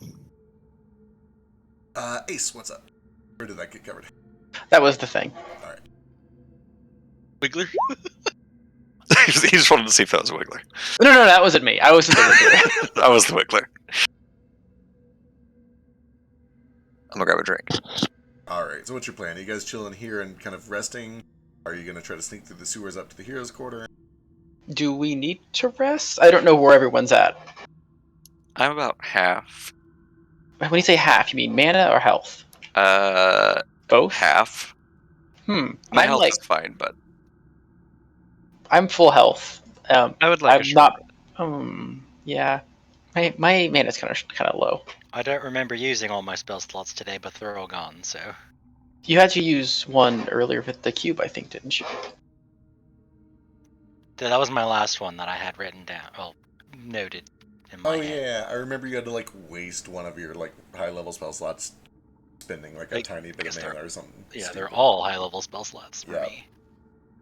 I have 14 out of 123 mana. okay. So Nomad is dying. But I I have full health. I have 10 out of 27. How are you so low on mana, Nomad? What the fuck? What do you think? I came in here with less than half mana. I started the day with less than half. We need like a month off to get Nomad's mana topped off. That's fair. I thought you guys just had like a week-long break, but We did, but that didn't. Again, that doesn't give me full mana. a week, Only full health. A week does. a week should give A you week, full yeah, mana. I had full mana, Do you and then want we 5? started doing adventures. Okay. Do you want me to give you 5 tonight? That would be lovely. I just So expended 13 to put this Forbiddance on with like Wish. So I would really like to press on, but I'm also pretty hurting in the mana department. I'm not so bad on my health, but if we rest now, I can make some of those potions over the night And then I can hit 4 of you with them. Sounds great. I won't need it. I'll be good to go. What's the tomorrow. potion do again? It's a short rest. So 4 of us, well, 5 including myself, will get an extra short rest in the morning. I don't think I need it. I don't get too much back from it. I'm good with just one. Okay. Well, I could use the mana if nobody else needs it, but it's not critical. Yeah, that's kind of where I'm at. I have mana I could get back, or you can just hold on I to think it. it's just me and Moat who really needs it. okay. And Flick? And I just need one well, short Flick doesn't. rest. Yeah, I'd Flick's say. Warlock. Yeah. Gives me just- lay on hands back too, the extra short Yeah. rest. Well, I mean, like, that just means that tomorrow morning Flick can go balls to the walls and then take a nap in the afternoon, a cat nap. Flick Yeah. needs a long rest for his high arcana or whatever those were. Oh, Just do I pick have your any hand. of those left? I Yeah, can't just- always hold on to them. I figured if we're... Yeah, I could always hold on to them until after we do the Heroes Hall. And then we can do that. A couple of us can get a little nap in, and then we can go and activate this machine. Yeah. Okay. Should we get 2 semblance engines? Out of curiosity, how does Heroes Feast work? Oh, yeah, is that buffed in this campaign? Let me take a look. More specifically, is a 24 hours. is a cat nap going to interrupt it? 1 hour to consume into the time. I thought Heroes Feast just lasted like a set time, It does. even like Hey. original. Yeah, it lasts for just 24 hours. Set Okay, time. so cat nap won't affect it. Correct. I wasn't sure if it was like until your next short rest or something. Oh, so if you want, I could actually cast it. Gale, give me an Arcana check.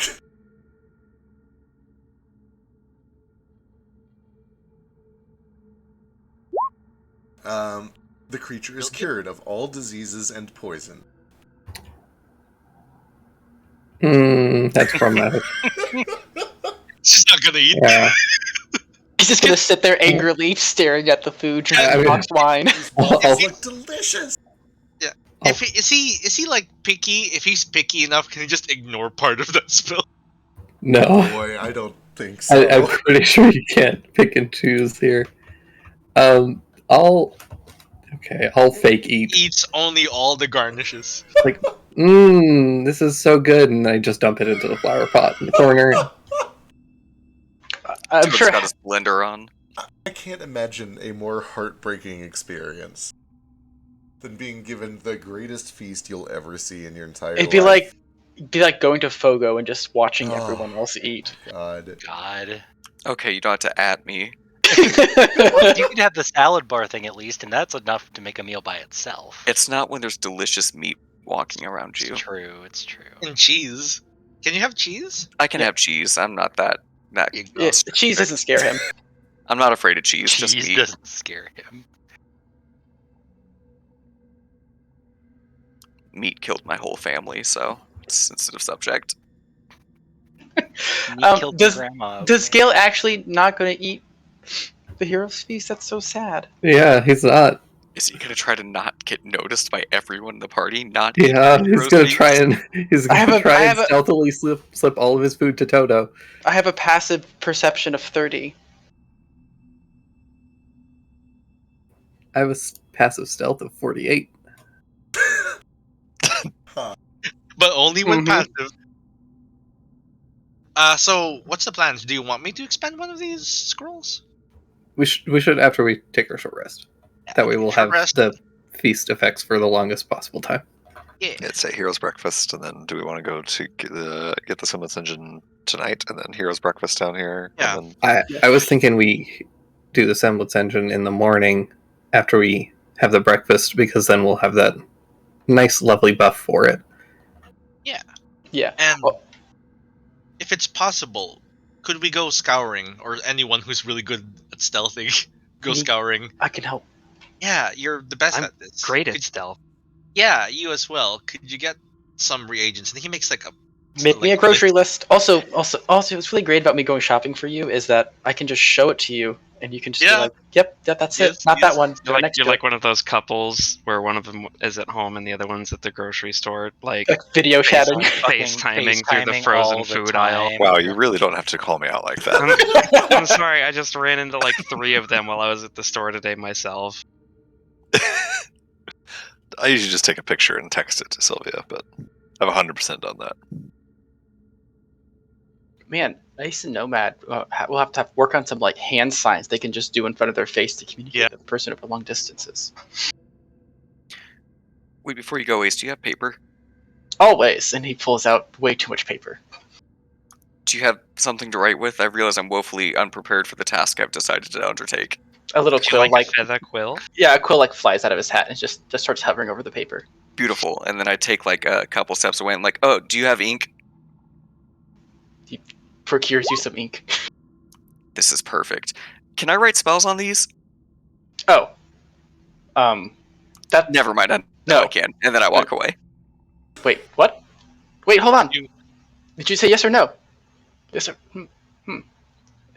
He'll I be said back. yes. I said yes. Oh I no, can. you need better stuff for that.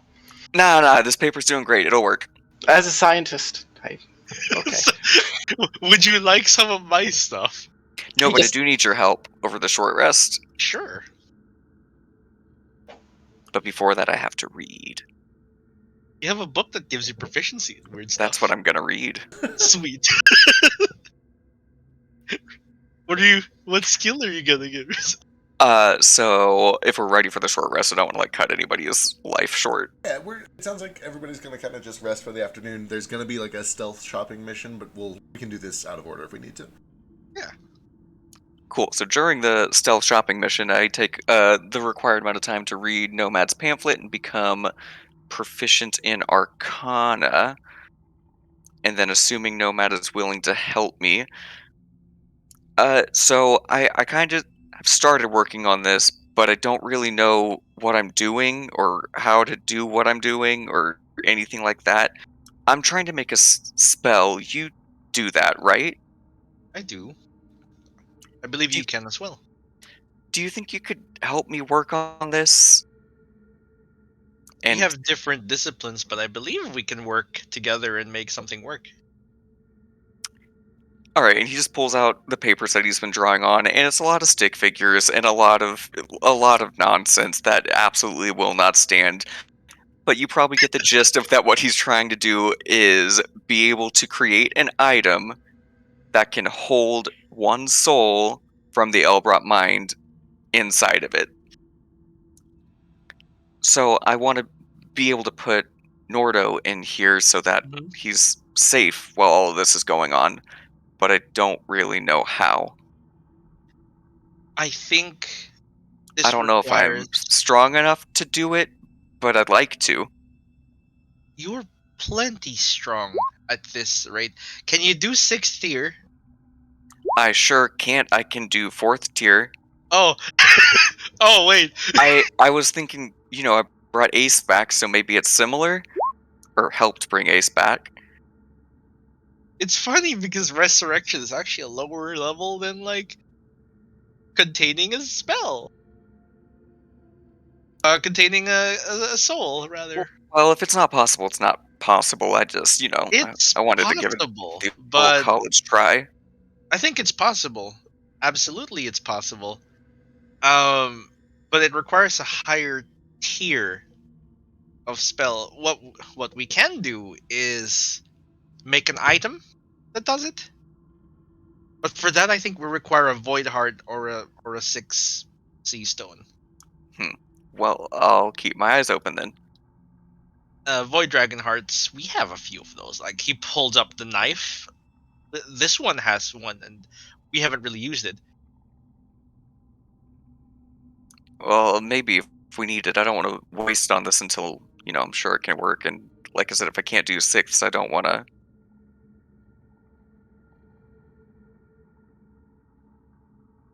There's always a workaround.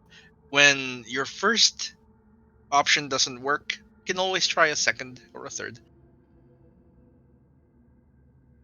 That's But- true. Yeah, we can work on this. We can make this work somehow. We just need the materials. We need some time. I don't Boy, think we this have is any- getting really boring already.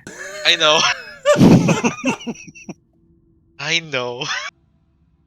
Moat's eyes just start glazing over instantly. I didn't know there was going to be work involved in this work.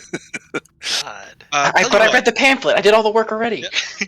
Tell you what about we take some materials and you forge a receptacle for the soul with That I that can do. with that really neat big forge thing. That I can definitely do. Yeah, something that can hold a soul. That's portable, hopefully. That Nordo won't mind though. Our Nordo. Yeah, I'll go ask him. I'll go find him at some point and ask him what he wants to wear. Or maybe it should be a surprise. I'll figure it Yeah, a out. surprise is very pleasant, I hear. Surprise! It's your dad in a jar. Surprise! I have your jar, your dad, in a jar. Break it when you're ready to release his eternal torment. Christ. Why is he being tormented? Well, to be fair, like, the closest thing I can think to hold a soul off the top of Nomad's head is Soul Cage, and that is kind of painful. I'm putting him in my concierge bell. Yeah, the concierge were like, can we borrow that for a bit? Oh my god, I forgot yesterday, the last time, how you explained, like, yes, I like to ring this so that people know that I'm being civilized. I walk into a place so I can be civil. I ring the bell. No, I'll put some work into it though and figure out what to make. Yeah. All right. That's something you can do now, and we can figure out the rest later. Notably, there is not a forge down here, but He has a forge. does somebody have Got a the portable forge. Oh, shit, Yeah, he's got his portable forge. Fuck yeah. It's also very We're level fast. 20. Don't try What to does limit what does us. a portable forge look like? Is it just like a wheelbarrow he just like wheels around? I think it's collapsible. Like a little It's suitcase on inflatable. wheels? He blows it up. Oh, it's inflatable. just add instant fire. Fisher Price. It's cooked with like a easy bake oven. Light. The easy bake forge. Big forge. The easy forge oven. It's just Play-Doh. All right, who's going on stealth reconnaissance / shopping? Oh, count me in. Yeah, I can be third so mission. quiet. You can. Stealth birds. You sure can. But will you? That's the mystery. You won't even know that I'm there. Oh, I will. I like being stealthy and I like shopping. I Yeah, think same. you should go too. Or you might get antsy. Don't forget the password. though. Flick, we're gonna go stealing. Yeah. Yeah. It's not Haven't done stealing. that in a long It's reclamation. I want to steal. I think it's looting at this point, right? Yeah. Do I need to give us some cover? Couldn't hurt. Also, Cover did we? Is this before the short rest or after? This is before. So this is like Right. sometime in the afternoon or evening before you guys take your short rest. I'm gonna do what's it called? I can change the name. I don't remember what it's called. It's the druid Add thing. the trace? Oh. Yeah. I can give us some extra stealth. Might be a good idea.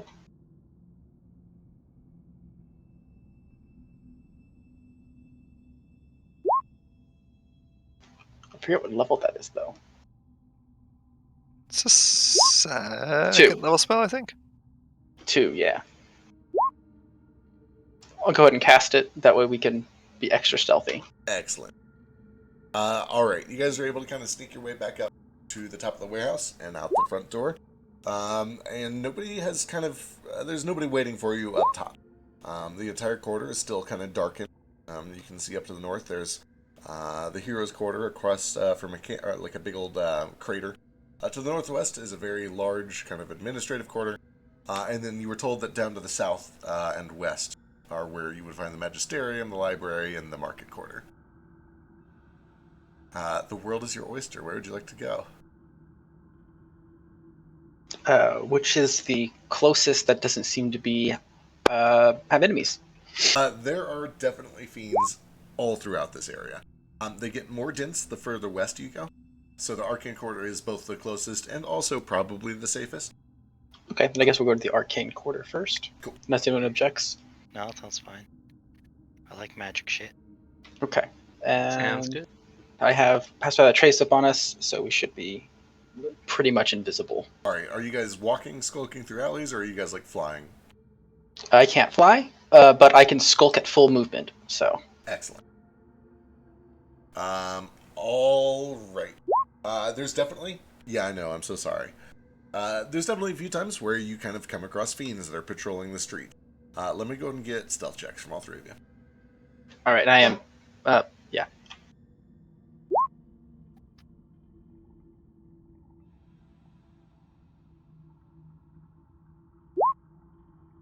36 for me. After the 10.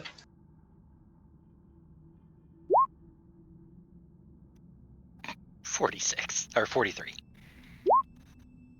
All right, low of 26.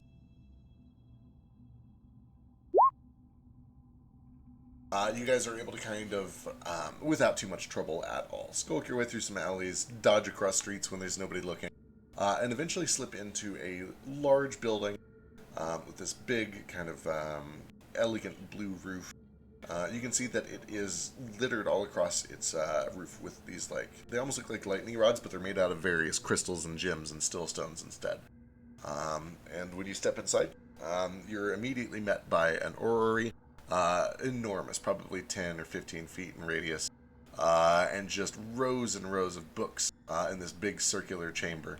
And then there's winding staircases that lead off into little side towers, down into a basement. And then at the back, there's a bunch of doors that lead into research laboratories, and there's kind of an apothecary section. It appears to be sort of a mage tower or a mage's workshop.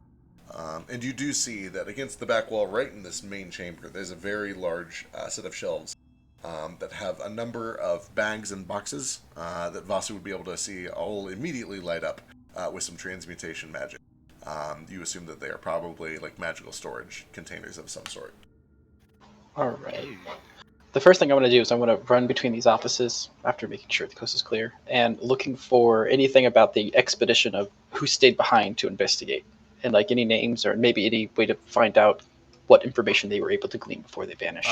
Sure. Yeah, give me an investigation check.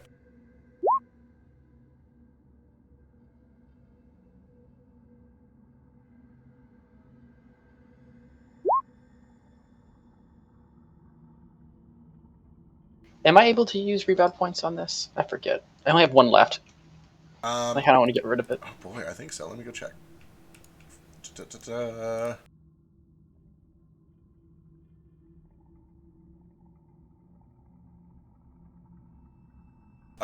No, not on skill checks. Okay. Is 24 your minimum? Yeah, it's your minimum. Okay. It is my minimum. Perfect. Okay. Looking around, you can definitely tell, first of all, that the place has been thoroughly ransacked. There's a lot of things that have already been opened and taken. You see claws and scratches and scrapes where fiends have come in here and kind of gathered valuables and dragged them off to somewhere else. The building itself is clearly being, it's slowly succumbing to the corruption that the entire city is facing. But you do find that there are scattered papers that have rotted over time. But they're scattered in research areas. They seem to be kind of pinned together or folded into folders or placed into books in such a way that there was ongoing research at any given time. And you do also find that there are 2 or 3 little side rooms, very well decorated, very like prestigious. They look like they were probably the offices of important researchers or people that were kind of intentionally emptied and then closed a long time ago. Presumably because they left, and it's unusual for anyone to like do that in a lone city at the bottom of the sea. So it's clear that they were occupied and then vacated shortly before they became abandoned. So that's kind of a decent hint. What stands out to you as a little bit odd about this is that in 2 of these offices you find or like placards. Let me go grab those names real quick. Where are they? You spell Solomon. I think it's a thing. The first one. It's spelled like Olimar, but with an S. Solomar. Louis.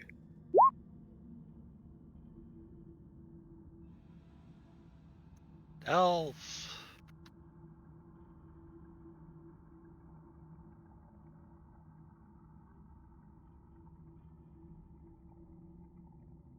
So it strikes you as a little unusual. In these 3 offices, you find placards and names and lots of indications of who owned each one. There is kind of an engraved placard outside of the door, and then there's another one on their desks, and there's even a few books that have their names signed into some of them. One of them belonged to a Dr. Pavel Reddick, one of them to a Professor Dina Lovro, and then the third one, it's just the strangest shit. You can see that there's a full title, Archmage something or another, but the something or another is scratched out on the front of the door, and then you go into the office, and on the name placard, you can see again, Archmage, but then this time it's like the bronze has kind of like distorted and rusted away just so that conveniently the name is covered up. It's very bizarre. It almost looks as if this person was deliberately erased.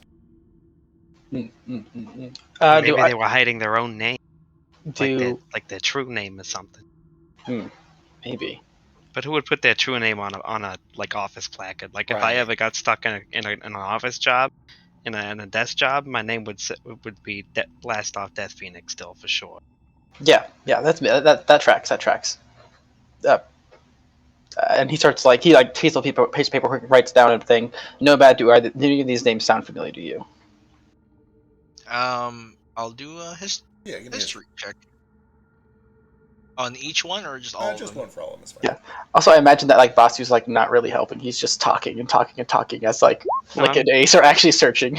No, I'm checking out those transmutation. Oh, okay, gotcha. Could you guys stop rolling nat 20s on history? History. You cannot. No. You can't stop the tag team of Ace and Nomad. He holds up a notepad in front of him, and he just writes so fucking fast because he has a feat for it. It's like pages and pages.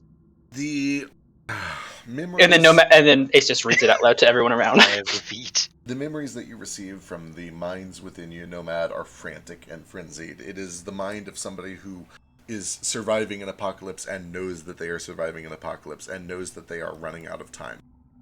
A person who feels that they have put years and decades of research into improving the world only for all of it to be snatched out from under them, for the research to be cut short. No longer are they able to work on simply improving the lives of the people of society. They're just trying to get by. They're trying to survive. Decades of education wasted as they are now looking for just water and food. But they still have old contacts with the old ways, and they still have magic and ways in keeping in touch with their old circles. And one of the people that this particular mage keeps in touch with is a tiny little gnome named Dr. Pavel Reddick. And there is an invitation that is sent to this person whose memory you're prying into. An invitation to join a small team with Dr. Pavel, Professor Lavro, and one other person who you see in your memory as literally a blur. It's like you're watching a ghost that has been blotted out on an old VHS tape. Static. But you focus and you pry as deep as you can. And you, having had it pointed out to you by Moat that there was sort of an intentional corruption of memory, when it was revealed to you that there was some magic that tried to obfuscate this information, you fight and you fight and you fight, and you begin to call on not just this one person's knowledge, but the collective knowledges, the collective memories of all the minds within you. Just trying to guess who could this have been? Who could have been this powerful, this important, this influential, that they would take this final team of survivors out to try to fix the Crosswinds or find a solution. And you begin to piece together memories from all over the place of this Batfolk hero, this person who was famous not just for being powerful, but for doing crazy, stupid shit. For making deals with devils, for literally trying to negotiate with gods, for trying to become a god on his own for a short time, and then giving it all up to pursue creative passions. He was seen as a savant at some times and an idiot at others. But when the world needed somebody who was powerful and reckless and crazy, they turned to this person for that final mission. And you don't know what became of him, but you know that this was him, and he was the person that all these people no longer remember, but have distant echoes of. You know that he was a batfolk, you know that he was male, and you know that there was something about him that resonated with gold. There was a lot of imagery where he was associated with gold and jewelry. Some people rumored that he was made of gold himself.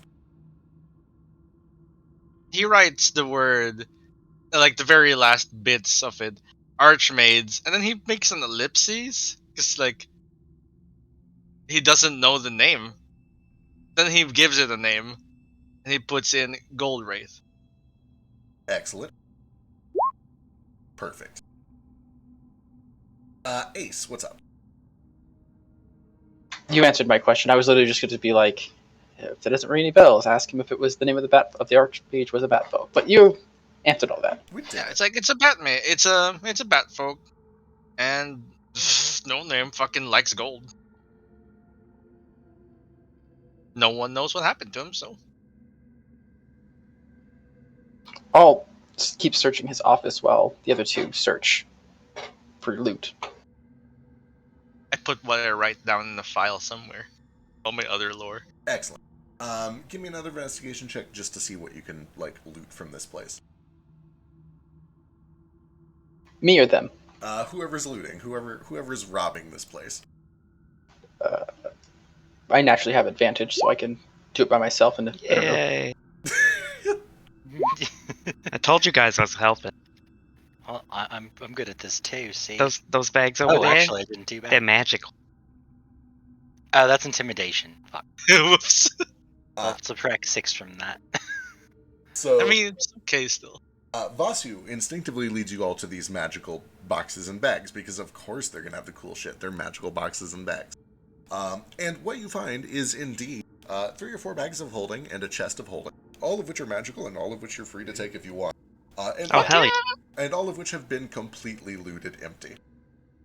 Well, that's okay. An empty holding is still more helpful. Right here, I'll just take all the bags of holding and put them in the chest. Well, hold on. I'm Oh, kidding. oh, I'm kidding. yeah. I know better. Sorry, You think I haven't made bombs before like this? Sorry, it took you. I believed your sarcasm. Flick is able to find a few compartments that are hidden near the front desk that seem to contain kind of an emergency stash of just basic supplies. There is some ruby chalk that could be used for teleportation. There is about 50 gold worth of vellum. So go and put in 100 gold worth of magical chalk, 50 gold worth of vellum, and then 25 gold of magical inks. But then Ace, as you're continuing to study this mysterious person's office, you do find that there is a special stash hidden away in a secret compartment. And Yes. let me go check my notes real quick. Also, So how Neil, many I don't know. bags and/or chests of holding? 4 bags of holding and 1 chest of holding. 6. If you wad up a bag of holding, and then fasten it up, and then put like the chest holding you're a bad guy, and then you just like shoot it like a basketball, can you like kill them? Very possible. I think that we should try this for science. Well, more likely it's going to send them to the astral plane. Yeah, but like, you know, good luck to them after that, I guess. Yeah. Wait, have we been to the astral plane? I forget. Yeah, that's Yeah. where Arcturus was. We were just there. Oh yeah. Does it always lead to the astral plane, no matter which plane you're on? Oh, I don't know that. If the astral So, yeah, the astral plane is connected to all planes, I believe. so like, we should not do that near us, because then he'll just get out. Possible. Do you think he would have thought of this idea? I don't know if the astral plane is connected to all planes or not. I've heard stories about people trying to go to the astral plane from like the other planes, and it's just a big black void. You know. Oh, that's the ethereal plane. There's a difference. Oh. I always get those two mixed up. The ethereal is like where ghosts hang out. The astral is like this weird sea that connects all places. Okay. Star, yes. Alright, so Actually, wait. One more thing before I forget. Give me a luck check. I got it. Good luck. Good luck, good luck. No! Rebound point. You don't got it. Wait a second. No. I'm gonna use my inspiration on it. Do it. Whoa. Can I use my hero point on this? No, smothered. You know what? Sure. Why the fuck not? Oh my god. If you want to use the hero point, you can re-roll it and keep the better. Like you can have triple advantage or whatever. I thought here. Okay, so hero point wouldn't. Okay, I thought it was just an additional die for it. Yeah, I won't let you throw a d6 on there. That's pretty strong. But I'll let Should you, I- like, have Should I extra advantage. should I re-roll it, guys? Should I do it? You get to pick the better of the two. 12's pretty alright, but yeah, if you get to pick the better. 12 Okay. it is. Yeah. You find a little secret compartment. And in this secret compartment, there are 3 things. The first is a bizarre little instrument, a bandor, which is very obviously magical. And it has a peculiar pattern to it. It looks to be very fey in origin. There's lots of plants. It's very ornately carved, maybe elven, but it has this certain color and cheekiness that reads more fey than elven. And this is all along its front face, but then you can see down the back of the handle is just a flock of ravens that fly towards the end of it. This is one of these. The second thing is a sketchbook. And this sketchbook seems to be filled with all sorts of drawings, mostly nature. But it also contains what you realize to be, after flipping through it from the start to the back, kind of almost like a time lapse of Null. It starts out with sketches of this Null. Looks like a captain or a sailor or something. And they start when he's pretty young, probably in his 20s. And then as you get deeper in, you can see that he's grizzled into his 30s, and then he's grown to his 40s, and then his 50s, and then his 60s. And then the pictures stop. And then for several pages, there's just a lot of nature, and a lot of the ocean, and a lot of mountains, and a lot of snowy places, and then castles. And then, after most of the book, near the very back side of it, there's another drawing, one more time, of the Null, who is once again in his 30s. And that is the last drawing in that book. There's nothing magical about it, it just appears to be a sketch. The final thing that you find is a ruby, which is very large and very magical, about the size of a golf ball. And it has a little scrap of paper, and on that scrap of paper, written in Undercommon, is written, "If we ever want to go back on the deal and have the Tidebreaker back, crush this." Give me that. Never mind. Hey. I don't know. I'm not even there. I mean, you literally are here. I don't know what the fuck that is. I don't need a boat for nothing. Why would I want a boat? I can fly. Do you know it's a boat? Because it didn't say it was a boat. Yeah, you guys know that. You've seen the Yeah, Tidebreaker. Yeah, we've seen the Tidebreaker. You've seen the before. Tidebreaker, yep. But I mean, that's a common name, right? It could be like. Was it Tidebreaker or Tidekeeper? Tidebreaker. Oh, I was thinking it was Tidekeeper, and I was like, this is a sword. Tidekeeper was his gun. Or Tidekeeper was. Okay. Didn't Ben also have like a Tidekeeper or Tide something weapon? This was, it was Tide something. What was it? Tide Major. I think it was Tidekeeper. Yeah, that's what I think first. You guys also want to know something cool? You're right, it was. What's that? Philo's enchanted sword was called the Crosswinds. Not the Crosswinds, but just Crosswinds. Was it really? I don't think you knew that. Oh my but god, I didn't. Hardly used it, to be fair. It's yeah, mostly I mean, gun. why would I use a sword when I had a sniper rifle and like 3 pistols and a shotgun? Why'd you name your sword? You don't use it. It was a magical sword. How do you don't get a Oh, it's magic sword in magic, D&D and not name it? Yeah, it was like a rapier of swiftness or something, which I flavored to be a cutlass. It sounds so cool. Why you barely use it? Because I had so many gun feet. I was built around guns. I feel you. I'm built around this bow. Do you even have a melee weapon? It's about Me? Yeah. I have this little rapier that is not magical. It's like my starting rapier. That's nice. At least you got an option. I'll pull up Philo's character sheet right now to prove. Yeah, but I'm gonna go just put those in a bag, and we can probably Sure. continue on unless there's anything else in the office. So you get the feeling that there's probably a lot more left to search in this place. However, it is about this time that you guys can actually give me perception checks. This could be important.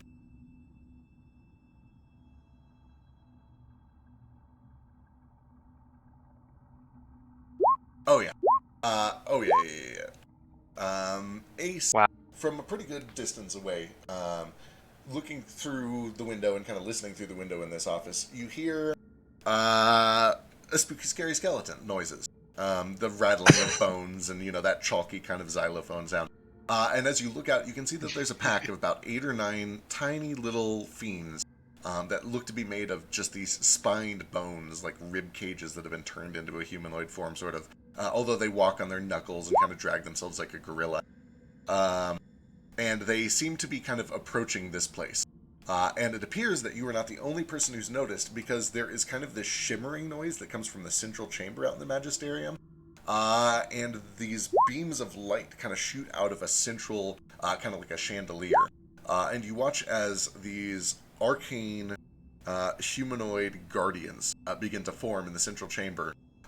And kind of rush towards the front door and take defensive positions, almost like they are prepared to defend this place as the fiends approach. Okay, so clearly some security system went off, and this is a good way. This is a good time to escape. All right, guys, we got to move to the next building, I think. All right. right. Give me a stealth check to kind of get out of here under the cover of things without getting spotted All right. by either side. We still got that plus 10.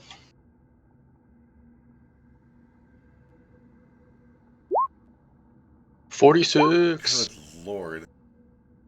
Okay, here we go. Redemption. Yeah. Oh my god, yeah, easy peasy. You guys basically just hop out a window as the fight begins, and you can see these fiends are trying to get in here to do their own looting. And the Magisterium begins to defend itself with some sort of an arcane security system, still running after all these years. We'll have to return here after we're done dealing with all this stuff. There's so much stuff here, guys. So much stuff. To get All right, whichever building is next, we're just gonna hop through and just probably. I don't want to spend too much time doing this, but whatever buildings that look like they have the most interest, we'll probably pop in. And Anybody else real curious about the Heroes Quarter? We gotta go there anyway to get our semblance engine. yeah, we'll be doing that in the morning. We're going tomorrow. I'm curious about it too, even though Nordo isn't. It's okay. Nordo can just look at Nomad and just talk. Yeah. And I'll know what you're saying. So do we have a map of this in person, or like kind of know the lay of the land? You have seen it from a high distance, and the Deep Mother has kind of given you a rough layout. And that's probably all Vasu needs. Yeah. Look, Vasu has his own little map. Yeah, you definitely could have made a map that was about this detailed for sure. Vasu, I know there's artistic freedom, but there's definitely no flowers. I don't know why you put them on the map. I mean, there can be like flowers underwater, right? We are underwater. Is this underwater? I mean, technically, but like, I haven't seen any flowers. It's pretty though. Anywho, when I was flying over this place and labeling everything, I saw that it said Crackett's Bank Vault and Market Quarter, and those both sound very lootable. And the library. That you can take Nomad to that. That sounds more up his alley. I mean, a library? Really? So the library is the next closest thing. And it appears to not be super heavily patrolled. I thought we had been there already. Isn't that the first building we went into when we first got here? It's the first building you saw. I don't think you ever went into it, but it is the So first we've building. only gone into the factory. Yeah, let's not go into the library. I don't want to get into a tussle and damage any books. All right. But there could be magic books. There could be magic. More genie books. I need to raise my stats even more. Okay, well, let's just make it quick. All right, you guys do a quick peek into the library. Give me a quick investigation check just to see if there's anything cool that immediately jumps out to you. What do I see with my magic eye? With your magic eyes. And a 13. With your magic eyes and a 13. The first thing that you notice when you walk in is a very, very neat machine near the front desk that is clearly magical. And it has a little kind of brass phone that you are supposed to speak into by the looks of it, kind of like a hearing aid or whatever those things are called. And then there's an array of these little copper orbs, like 16 of them on a grid next to that. It has some transmutation magic and also some divination magic on it. And you can see that there's a little placard in front of it that says, "Speak the name of what you seek." Ace, kind of taking a quick look around for things that might be valuable or interesting in here. It appears to be kind of tossed. It's clear that fiends have been in and out of here. But there's not like a lot of valuable or magical stuff going on in here. It kind of just looks like a big library. A lot of the books have rotted over time, but some of them are still in good shape. You get the sense that the fiends kind of just like don't mess with this place too much because it's not of a ton of interest to them. All right. Can I do a quick glance to see if there's anything on the Pale Mother, like a demonology section? Pale Knight. She's not Pale the Knight. mom. Not the mama. Oh my god. Christ. How's that for a reference? Yeah, that's pretty good. Ace, with that investigation check, you probably think to say Pale Knight into the cone. And sure enough, as you do, you can see this little magical device whirs to life. One of the copper orbs kind of springs up, sprouts wings, kind of like a snitch, and flies off up to one of the upper levels of this library.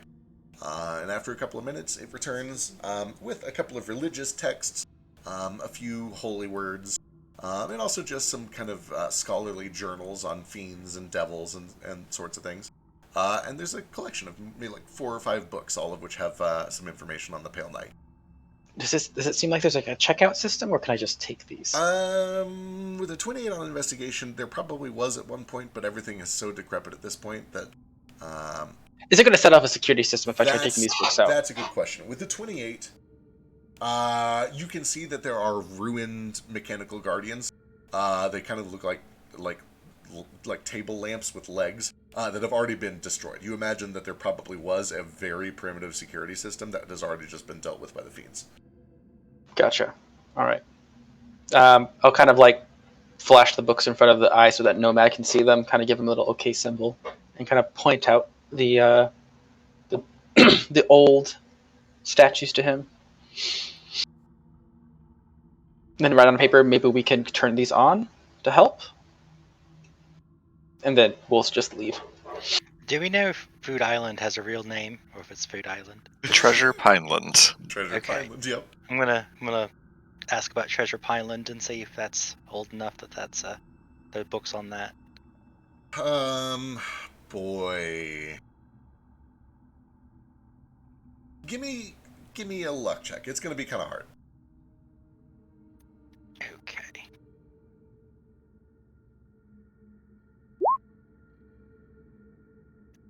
That's kind of good for kind of hard. Good. You speak Treasure Pineland into this cone, and one of these orbs whirs to life and comes back with a couple of books. A couple minutes later, they appear to be fiction, as far as you can tell, like young adult novels. About there's one that's like Treasure Island, and then there's one called like The Enchanted Pineland. It kind of looks like it's giving you the closest fits that it could find, but nothing that exactly matches. All right, then I don't care. I'll leave those. All right. I'm not gonna put them back like a monster. I'm just gonna leave them on the table. You do see that when you walk away, the orb kind of collects them and flies them back up to the shelves. Ace, did you have another thing? I just had one more thing I wanted to say into there. What is Moat's title? His something Phoenix. Something What? Phoenix, I exactly. don't know that he What has is- like a title. Well, like his destiny, magical destiny. They're all called like all the people we got the masks from. What was their thing? I mean, he called himself, completely himself, the talent of the Firebird. Oh, avatars, Phoenix avatars. Oh. Okay, I'll say Phoenix avatars, and then I also say and their keepers. Interesting. Here come Dad Samson. Samson wasn't around then. It's gonna be like, what was the first lady's Yeah, name? but all the history was burned. We know nothing. It's gonna be fucking, God, what's her name? The crazy old Again. wizard lady. The last cra- one we fought. Claudia Margus. I found it. I didn't remember it. Thanks, Lord Keeper. You're welcome. Does anyone else have anything we need to research while we're here? We can Uh, just grab the book and look at it later. Yep, Cambion. Toklo Tilson. Is that a word? I forget because he's in every single campaign. Oh no, yeah, never mind. You said Tokla. I think you said Tam Tam for a second there. No, Do we Tamara know? is Do Grim. we know Also, the name yes, Tam Tam? Tamara is Grim. We know Do that we name. know It's that come name? up. Do we? It's been so long that I forget We if we've do. actually. No. Yule. Well, actually, I don't know if anyone knows it besides Yule. Meta, we all know it. It's Yule's Yeah, Meta like, we do. son-in-law. Didn't we know the cookbook was his? No, the cookbook is That was IDT. No, IDT. that's ADT. Oh, okay. But with that said, I'm pretty sure Patches has said it at least once. Like It's like, so hard to say. It's so hard to say. I would give it to you if you guys want. First of all, with Tam Tam. with the Phoenix, you get a small stack of books. These books do. One of them seems to have been authored by one Claudia Margus, who describes herself as a survivor from ancient times who has lived on and is writing her legacy to help the next generation of life. It reads like the diary of a crazy old woman. There are parts where she'll start a sentence and then the words change from like using letters to start using shapes, and then like the next 2 pages will literally just be drawings of like birds and stars and flowers and shit, and then like weird footnote. Like it's the ramblings of a crazy person. So she was like the warlock of like an elder being, pretty much. That's what it sounds It like. definitely sounds like it. But with that said, there is a large section of the book that is devoted to the Phoenix and how it was her job to kind of set a tradition in place for followers of the Phoenix until the elements could be reunited. She believed that it was kind of her job to start an important tradition until the world could be reborn. And some of it sounds just like crazy talk, but some of it talks about invaders from outer space, and they were here to probe our minds and eat our gizzards, and like I don't know. There's definitely elements of truth that maybe give you the impression that she was crazy, but there was some actual truth to her conspiracy. Gotcha. You said there was 5 books on that? There were a small stack of books. Another one is kind of more historical, and it has a brief section with which the little bot kind of opens up to, about a woman named Toral Sophia, who apparently was doing some study on the elements and how they had been split, and how she believed that at one point they were all united together, and how she felt a strong affinity for fire and for the Phoenix, and she was going to go on an adventure, or at least a journey, to try to learn more about all that. And then the last one is kind of an academic note, which very clearly and concretely says, yes, the elements all used to be combined into a primal locus, and that it was drawn upon to power a lot of things that once made society function. This appears to be a recently written book. It was almost written as like a, hey, shit's going down, here's how things used to be. Like a last memory for people who would stumble upon all of this. Anything on the Keepers specifically? There is nothing about the Keepers, no. Okay. And then also maybe Tesseract. So we can see about like just the other elements, the 2, not just the fire. Gotcha, but the all the other Tesseract. ones as well. Okay, right. Yeah, Tesseract is not. Sorry, I always. Tesseract is. You know how I Bringing do. up that Matthew McConaughey shit. Yeah, critical C2. The Tarrasque, you get some similar notes. This one doesn't have as much extensive information on it, but you do see. Oh my god, give me a luck check. Make him stay, Murph. Make him stay. Murph. No, I just watched it for the first time just the other night, but also I got a 1. No. Unless someone has inspiration, but I don't know if they really want that to be burned on this. If I had it, I would give it to you, but I don't. What you find actually, and it's a little bizarre, is in the book that describes all the elements and how they used to be together and then they were split, and then there's like a brief section on how each of the elements works, and you know what they know of their current status. You actually find that the pages where you suspect the information on Earth and the Tarrasque are have been cut out cleanly. At first, you think that it just skips over them, but then you realize that, like, if you open the book very, very wide, you can see that deep down into the binding, there is a very fine cut, like they were intentionally kind of sliced out. Can I tell roughly how long ago this happened? And if I can't, can Nomad with cartographer tools look through my eyes and make that same check? Give me an investigation check.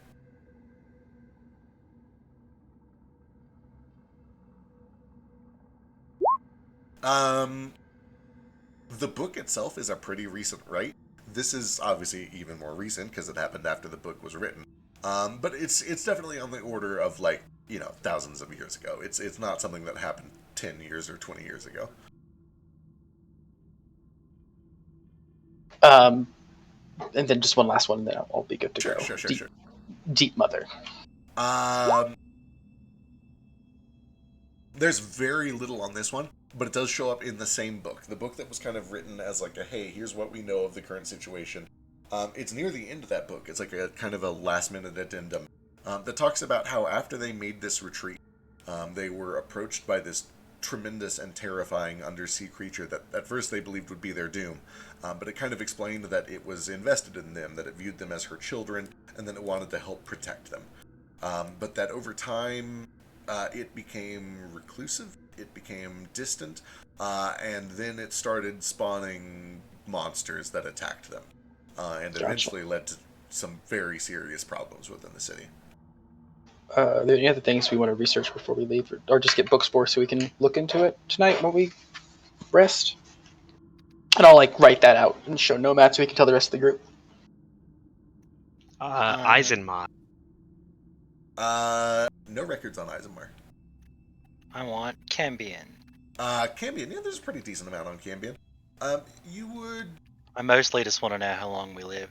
Yeah, gotcha. Give me... give me investigation with advantage. God, I can't wait until I have a character that int isn't their dump stat. Someday. It's a good time. It's overrated. 15 is plenty. You're able to find some... 16. Still, you're right, packed.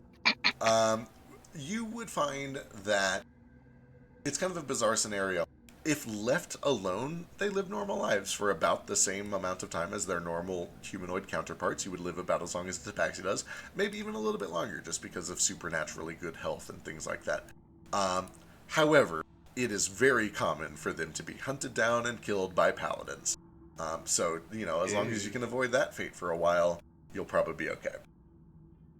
Paladins, witchers, monster hunters, natural lifespan, totally fine, but they tend to be hunted. I think we started. What are they hunting? Cambion. Oh, that makes sense. Swiggity swooty, Moat says. Swiggity swooty says that one cleric that tried to get you killed in Sea Toll a few months ago. Alright. Alright, I had a thought, but I lost it. Hold on. One last thing, and then I promise this is the last one. I want to see if I can find a book that has diagrams on technology that utilize the Crosswinds. Boy. Or Crosswinds used in technology, just so I can have it there and understand what the heck's going on. There's an extremely small blurb at the end of that book that says, we are trying to create some technology that will help us reach out to other worlds for help. It is based on technology that we've been calling the Crosswinds, which is based on slightly older technology called the Semblance Engine. It does not have technical information. It is clearly like a news article and not a scientific journal. I already said my last one, so that would be it. Okay. If somebody else wants to put in for that, that's fine. Void Dragons. Void Dragons. Excellent. Okay, hang on. Let's do one of these. Give me a luck check, actually. Put your fate in your hands. Kale, do you want to roll this time? Obviously. I'm not going to trust your luck. It's just he's got the stone.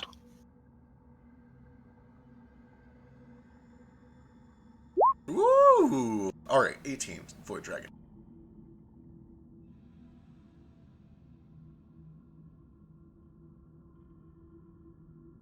There is, according to a number of books that get returned, kind of a widely held and generally accepted to be true belief that dragons are kind of just inherently closer and better connected to the weave than most other creatures.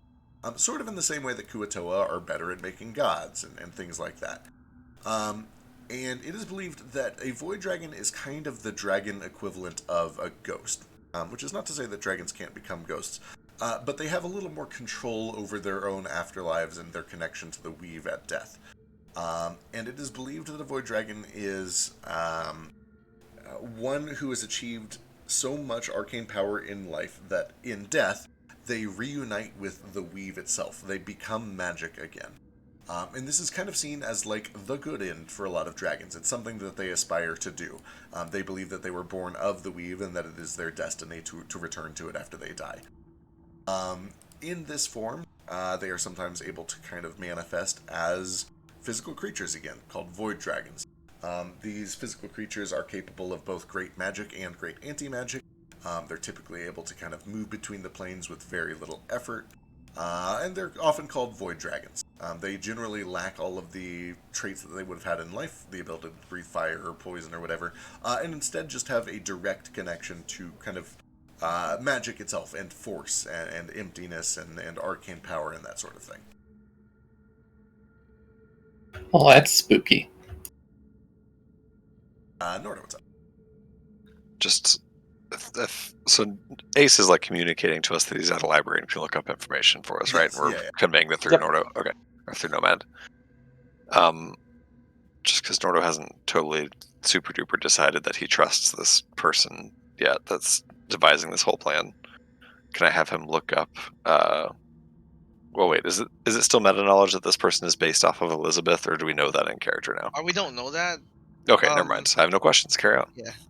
He said he was based off of someone, though. We could just ask him. Yeah, that's true. We could just ask while he's here. Yeah, sure. Nordo's not very good at charisma, but he'll try to like. So anyway, who were you based on? You know. I mean, there's no reason to not respond. You probably don't know them. It was, they... Let's go with Elizabeth Eldens for now. Sure. Elizabeth Eldens. Sounds like a interesting person. I'll be right back. Sure. Like the folk hero? He'll just very non-discreetly go. When you say that, Nomad, this golem's eyes kind of go at, like, wait, you know the name? Folk hero? What do you know? What do you know about Eldon? To changelings, that the Elden's name is mythological, maybe legendary. No, it's a myth, popular, well-known, heroic. Yeah. Unclear. The Burger King is using it right now. Yeah, currently, someone we know is using that alias. Wait, someone else is using that name? Yeah. Apparently they admire whoever that is. Oh, they're using it, but they're using it because they admire it. I have a lot of conflicting thoughts on this. Where do they live? What are their weaknesses? What a very in-character thing to ask. Well, they weren't all that strong, honestly. We kind of took them out pretty quickly. Sure. They're dead already? No, they're alive, but Okay, alright. if you wanted them dead, I'm just saying it wouldn't be very hard. Oh, maybe. When we, maybe one of those heroic acts, you know, you can tell me what their weaknesses are and what crimes they've committed, and apart from using my name, and we can go from there. Ace, what's up? So, kind of serious question, kind of joke. So, because Ace can only see what's happening here, how difficult would it be for him to read people's lips to, like, kind of understand what this conversation was? Because right now he just saw, like, Norda walk up to him and then just... Boy, do you have keen mind or anything, or observant? I don't think so, no. Do you have anything in your background that would allow you to have, like, experience reading lips? I have a background in anthropology, and I can see and hear everything. And I mean, okay, having said that, I also speak a crap ton of language. I'm a Kinku. Kinku is okay, yeah. Kinku would allow me to watch their mannerisms and copy it, what they move their tongue and their lips, and can just kind of repeat it. This is close Kinku know enough. how to mimic, so This is close enough that I'll allow a check for it. It doesn't sound like you have like specific reason to have lip reading, but you're an investigator and you're a Kinku. Like, give me a roll. Give me fuck, man, investigation, I guess. You're good at that. Yeah, sure. You've picked it up in your years as a criminal investigator. Oh boy. All right. So now I'm gonna throw another check at you, and I promise I'm not trying to dogpile. When this changeling speaks, it has like a melty mouth. It doesn't have lips and a nose and the normal things that you would do when you're reading a mouth. So it's kind of hard to read. You can make out what Nordo's doing, but give me a perception check with disadvantage for reading the changeling. Is the changeling? So am I looking for the golem form or the form it's presented? Oh, Because right. I only have true. I only have true sight from my vision. The other eye, yeah. Not through Nordo. Okay, gotcha. In that case, you are looking at the changeling form, which is difficult. Okay, so what check am I giving you? Perception at disadvantage.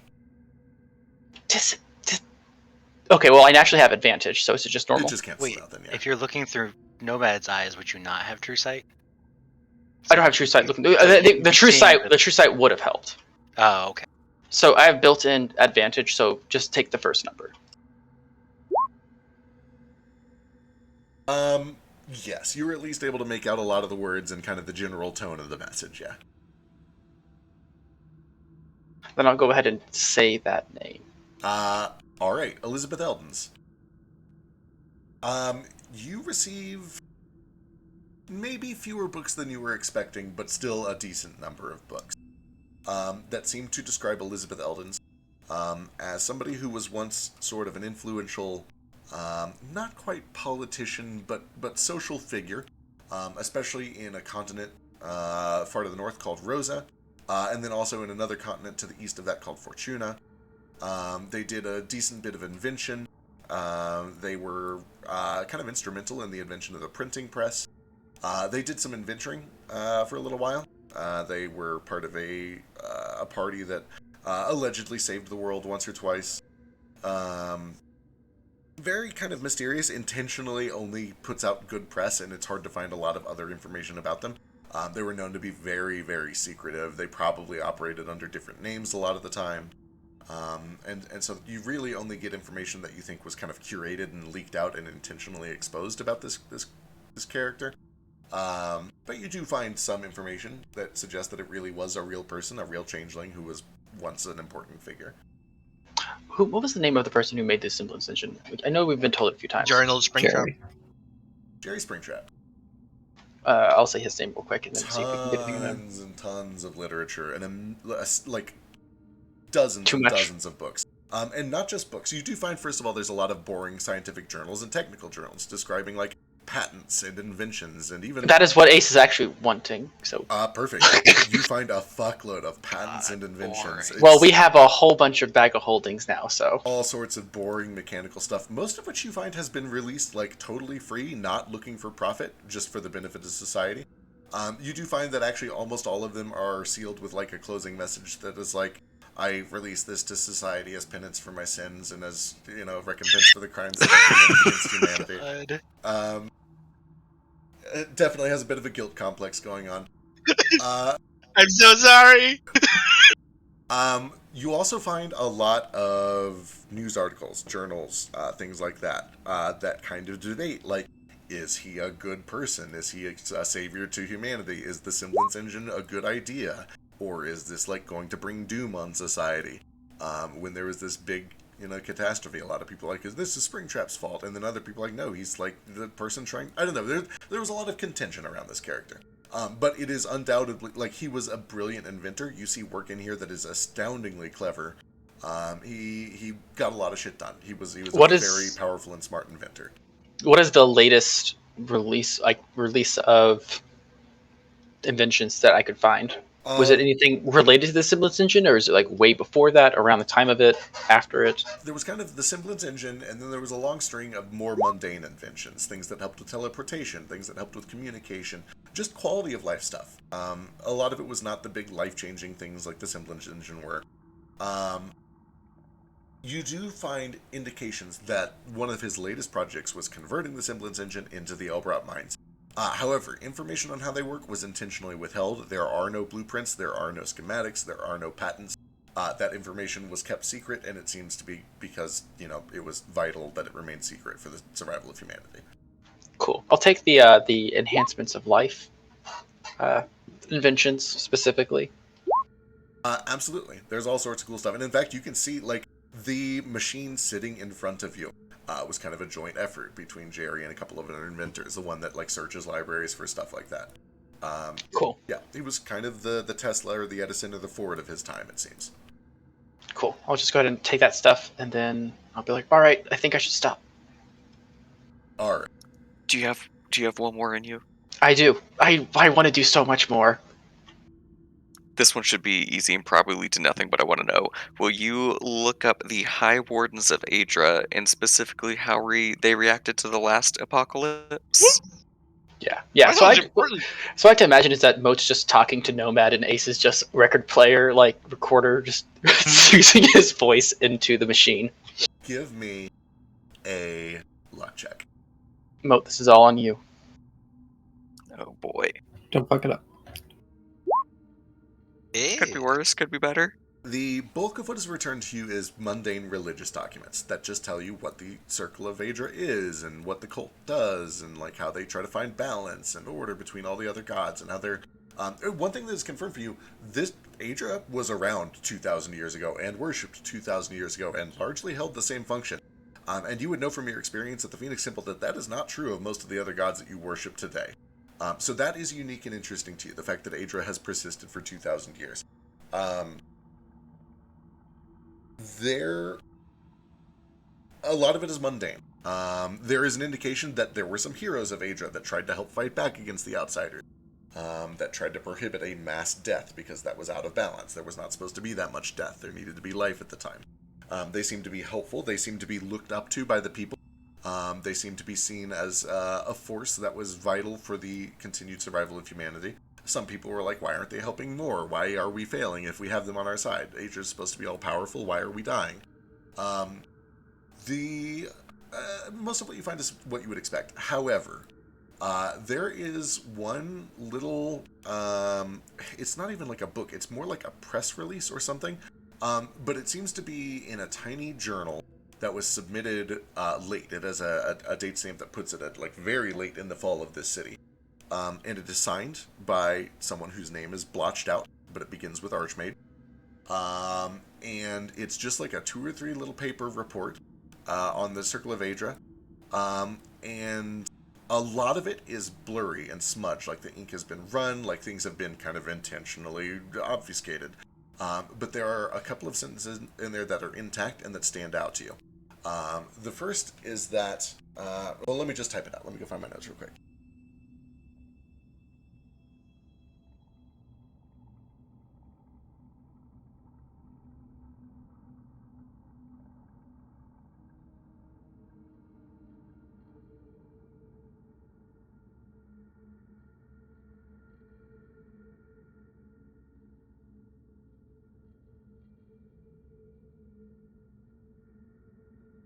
That is one of the cleanest and best surviving sentences in the report.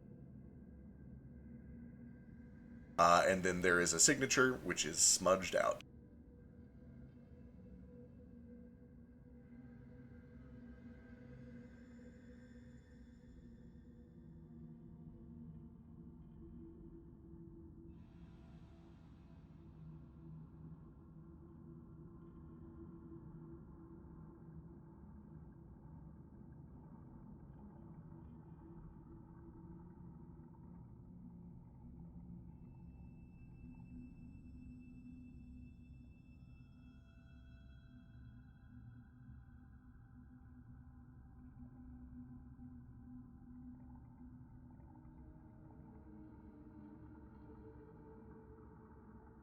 Hello? Hello? Internet's been really lucky. Is Mine that is what's too. written in the book? That is one of the only surviving sentences in the book. Yeah, I don't know how much of that Yeah. came through our internet also, couldn't tell. Yeah, does that mean anything to you, Moat or Nomad? Who's Adra? Tiamat again? Adiyama's the god of magic and laws. That's not the one who. That's not the one who was fucking up Unmirage, was it? Not Unmirage. What was that one city called? Oh no, that was someone else.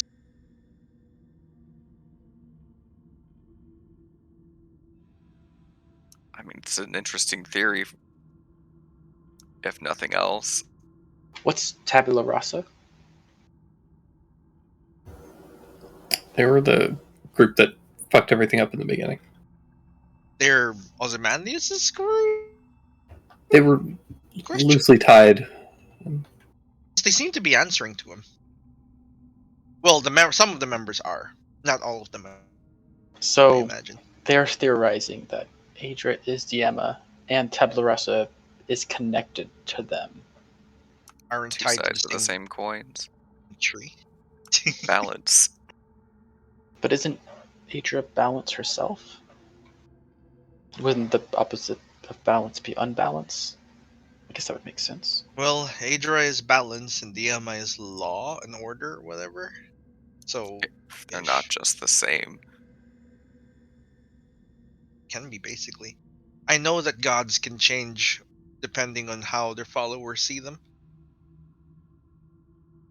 I mean, this is all way above my pay grade, but I don't know if they're the same being or not, but I guess it could stand to reason. And I'm guessing the current High Warden of Asia would probably know a lot more than we do. Maybe. We could ask. You have connections with them, yes? I do. Perhaps it's time we gave them a visit sometime. Well, after all this. I say we can add it to the docket.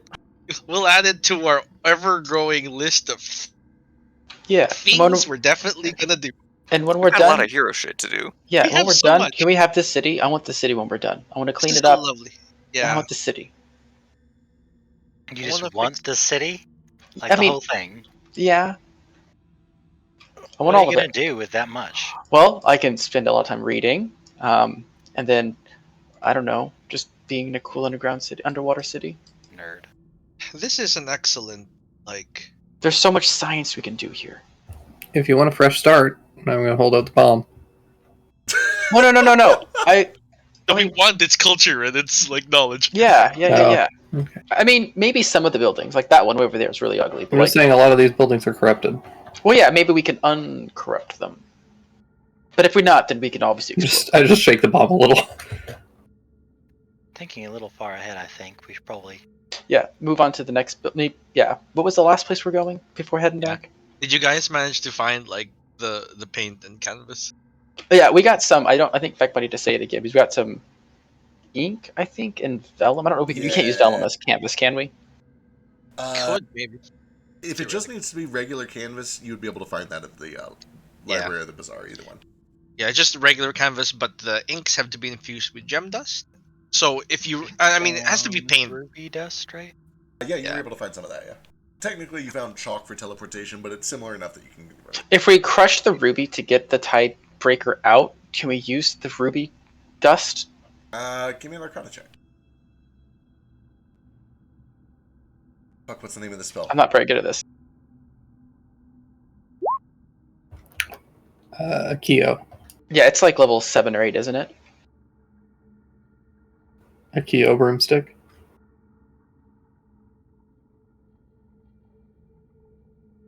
With a 15, you're not entirely sure. A ship seems like a very big thing to summon with a ruby. I want to summon this thing, but maybe we should wait. It's currently in... Is it Alexena? Yeah, Alexena's horde. Yeah, it's in a dragon's horde. We shouldn't Would go be- just summoning that. That sounds like a bad thing. Oh, you think it's going to bring that ship here? I don't think that's how it works. Shouldn't it be trapped inside the gym? No, it's not inside No. the gem, I imagine. Because we saw it outside. Yeah. Okay. Crushing the gem just kind of calls it to you, but it still exists Gotcha. wherever it is. What am I thinking of? There's one that you seal it inside an emerald or something, or a sapphire. Is that what it is? You can just put items in it? Yeah. Okay. Or Thinking- poor people. Or Age of Awakening. Did you say in poor people? Or people. Yeah, you can... Okay. I guess... Poor people, not poor people. Oh. Things I are- was just thinking a dragon, just bedazzling, their outfits with just poor people gems. Okay, let's head to the market and see if we can get any other items before this spell runs out, and then we'll head back. Alright, you make your way over to the market quarter. As you approach it, you can see the market quarter is pretty crawling. You can certainly try to skulk around and just loot some stuff if you want, but you get the sense that it's going to be a little harder to stay hidden, and also that a lot of it is already going to be looted. So, if you want to, go and give me a stealth check. Boss, do you have a specific place you want to check out? I mean, it looks pretty dangerous down there, and I'm My stealth is only like, hang on a second. I'm not like super stealthy. Yeah, I still have without From a what trace you were up. saying. You know, you talk yourself up, and then you realize through the error of your own ways that maybe you're not as good as you thought, and it's a big I blow to think- yourself emotionally. I but think you're gotta come to really terms good at with it. hiding. I think you're really good at stealth. I think you're above average. You're Yes. better than half the I'll party. give you I a mean, B. I got a plus 12 to it. That's really good. I That's think you're the really third. good. I I think don't you're- see Yeah. why. You're the third best stealther. All right, let's go do some loot. Half the Okay. time, it's like you're not even here. Really? Oh God. Shade. I get it. I'm I assuming most. deserve it, and I get it. It's funny because you're asleep half the time. No. Aww. So I'm going to go ahead and roll with advantage, and you can just take off the second number if it doesn't matter. Just in, I'm going to be using my shadow thingy to be extra stealthy, but I don't know if things have like Sure. if they were relying on dark vision. Okay, guess I didn't need it anyways. 46 again. 26.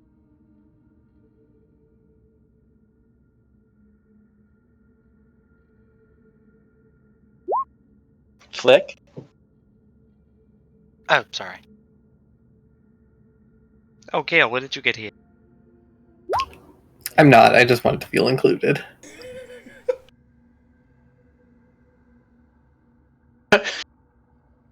All right. You kind of have to do just a couple of quick in and outs at certain places. You do find that a lot of areas in here have been very heavily looted. However, you're able to find a basement of a merchant's dwelling that seems to be kind of untouched because it's got kind of a weird secret cellar entrance that has just not been really dealt with. It's kind of tucked away in an alley in an odd spot. You slip in undetected by a handful of roving fiends. You get in, loot the place, and make your way back out. Go ahead and give me a luck check. Do you want to do this, I'll do Vasu?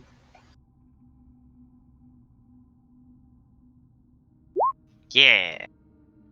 You do find that he has a little safe that has some of his life savings tucked away.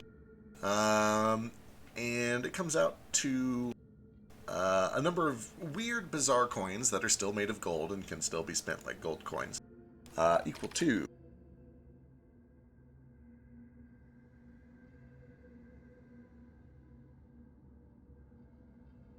Can I roll investigation just because I like rolling it? Absolutely. Yeah!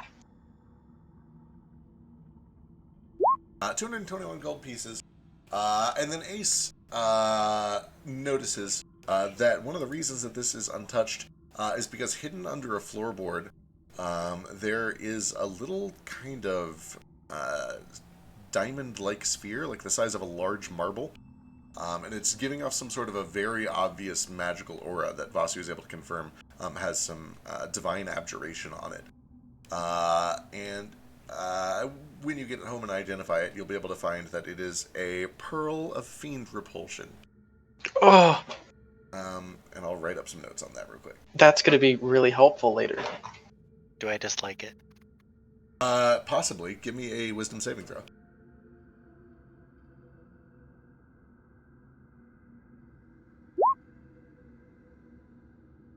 Yeah, when Ace and Vasu and, oh yeah, you're already here, just kidding.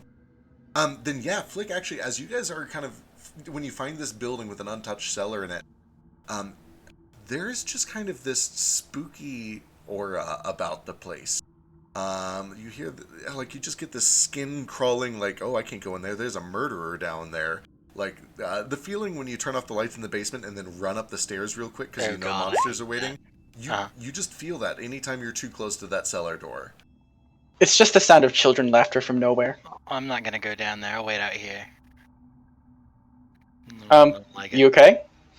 I just feel weird about down there. You guys can go down there, but creepy basement, not my thing. You're more of an addict person? No. Yes. Boat. I don't know. You just go do you. I'll be here. So after we get this, are we able? Does it look like I need to like do some stuff to get this gem dislodged, or is it just like laying It there? looks like it was kind of tucked under a loose floorboard, but it's just sitting there. Okay. So as I start to leave the room with it, How does Flick react? When you bring it back out, Flick, you feel this sensation.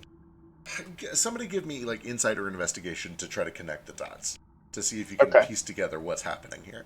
Yeah, I'm sure we can, but Oh no, Ace, I think you're haunted. Why did you go down there? No, nope, you stay over there. let's give me a 24. 24.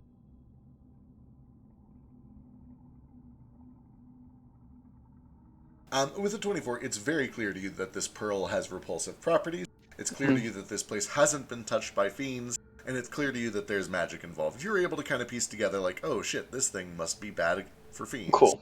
I'll put it in my bag of holding and see if the effects. Yeah, instantly the effects stop. All right. Well, we have a good way of repelling. Maybe later, Flick, you can help us figure out what the range is. I guess we don't just identify it. Sure, I guess.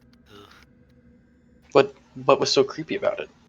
I don't know, just whenever you feel like there's the thing chasing you and there's not, or when you go to the bathroom in the middle of the night. I don't know. Just don't like it. Or like when you're spending the night at the Axe Murder house for fun, and you go in and you get to the front door and you're like, oh, geez, maybe this isn't a good idea. Like zoinks, man. Yeah, like that. Jinkies. All right. So should we start heading back?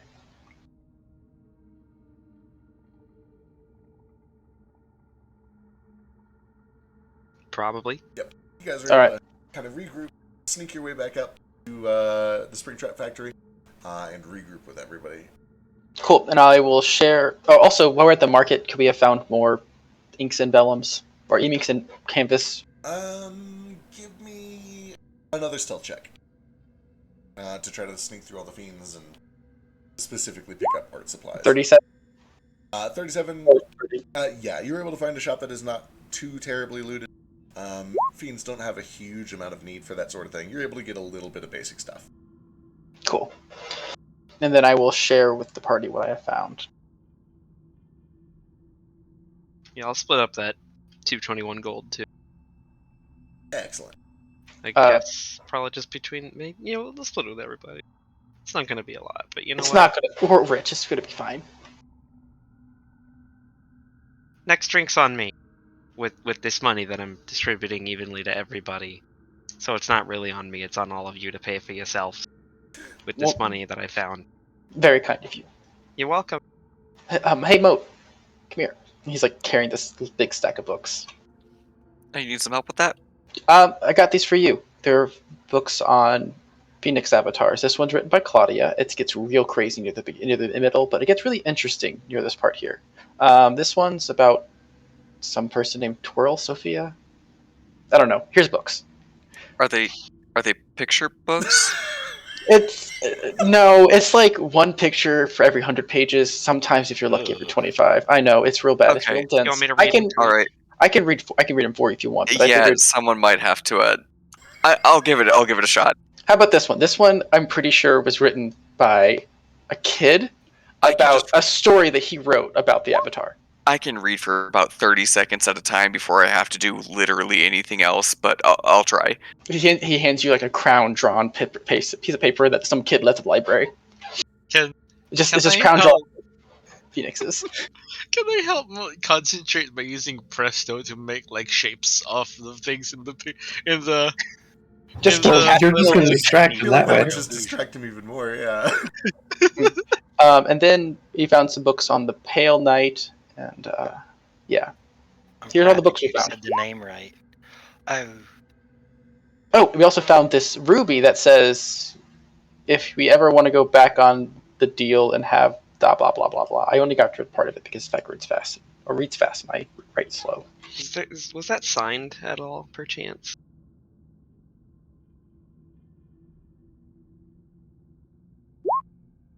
Rather, it's the same handwriting. Hello? Oh, he BRB'd.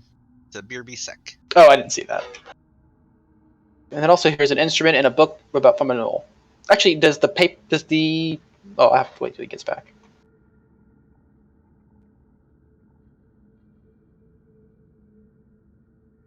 Hey, let me see that sketchbook. Oh, that's a real handsome knoll there.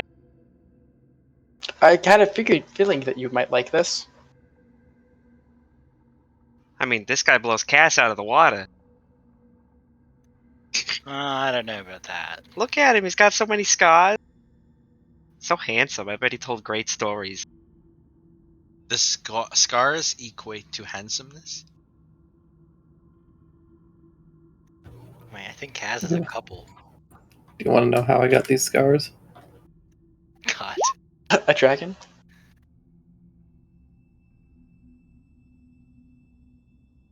I know when it's sad. That's a problem.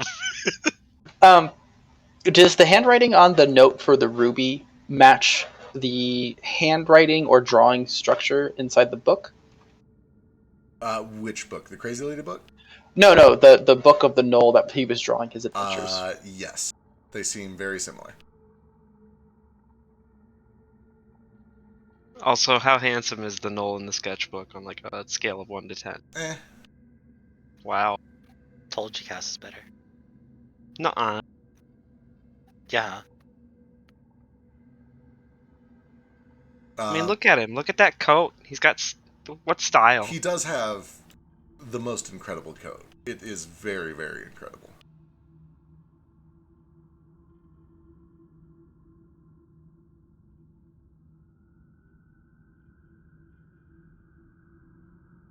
Did she say how long ago she got that boat, or did we even ask?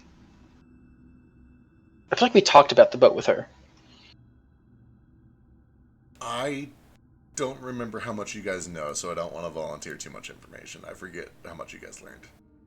Gotcha. That's kind of why I asked, because I'm like, I don't I know. really wanted to, but I had no reason to ask in character about the boat, so Yeah. I don't think we really know anything about it.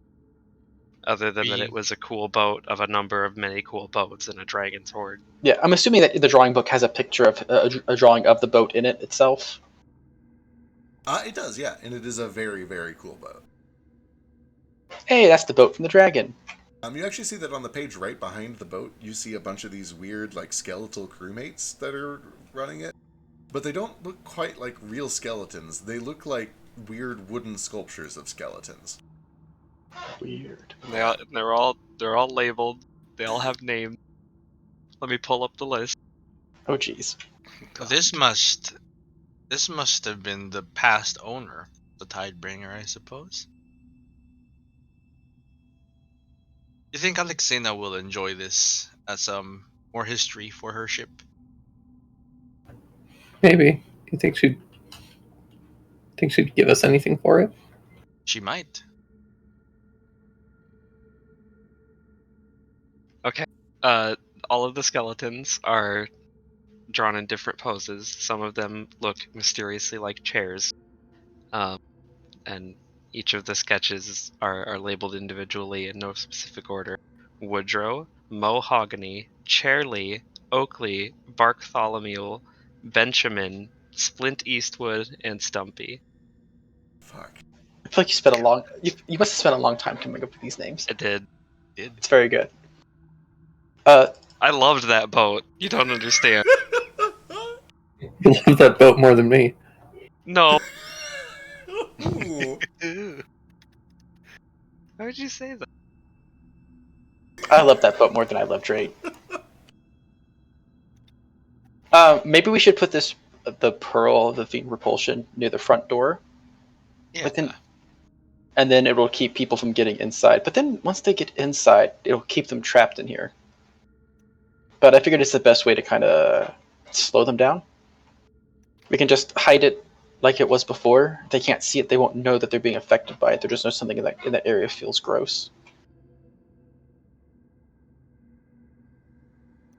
Downright terrifying is more accurate, but you know. We should just walk around with it on us. And The problem is that it affects like consistently. It isn't like it recharges. I mean, it's just a gross feeling, right? It's like, suck it up. We could put Flick in the bag of holding. If you put water in there, it's true. It wouldn't need to leak. Can't we just put a straw out of it for you? You can just breathe through the straw. No, just fill it with water. That way. Water has limited oxygen. You're going to run into the same problem. It doesn't have infinite oxygen. If by the time it matters, I'll probably be out of the bag. It just seems easier to not do that. We always could just cover it with the bag of walk holding. way over here and not be anywhere near you. How about that? Actually, or maybe one of us should hold on to the pearl. That person could be protected extra from fiends.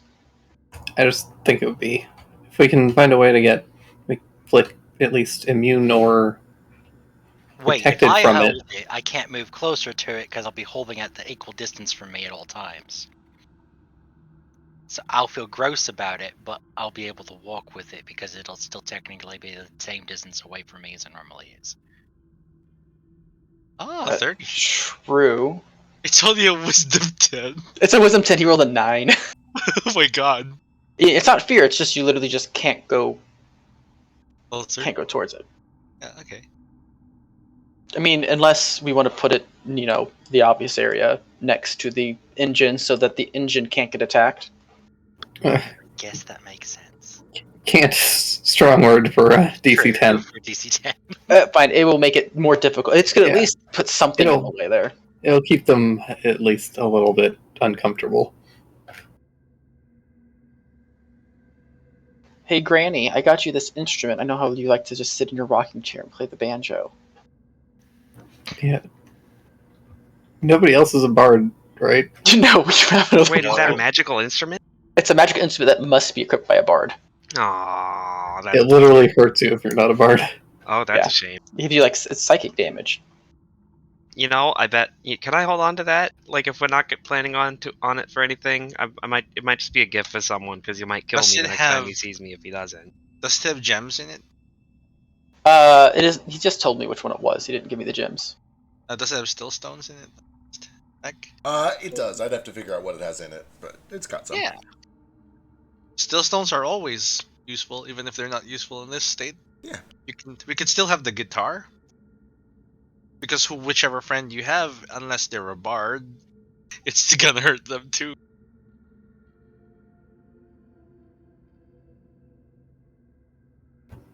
Yeah. The instrument itself is well made.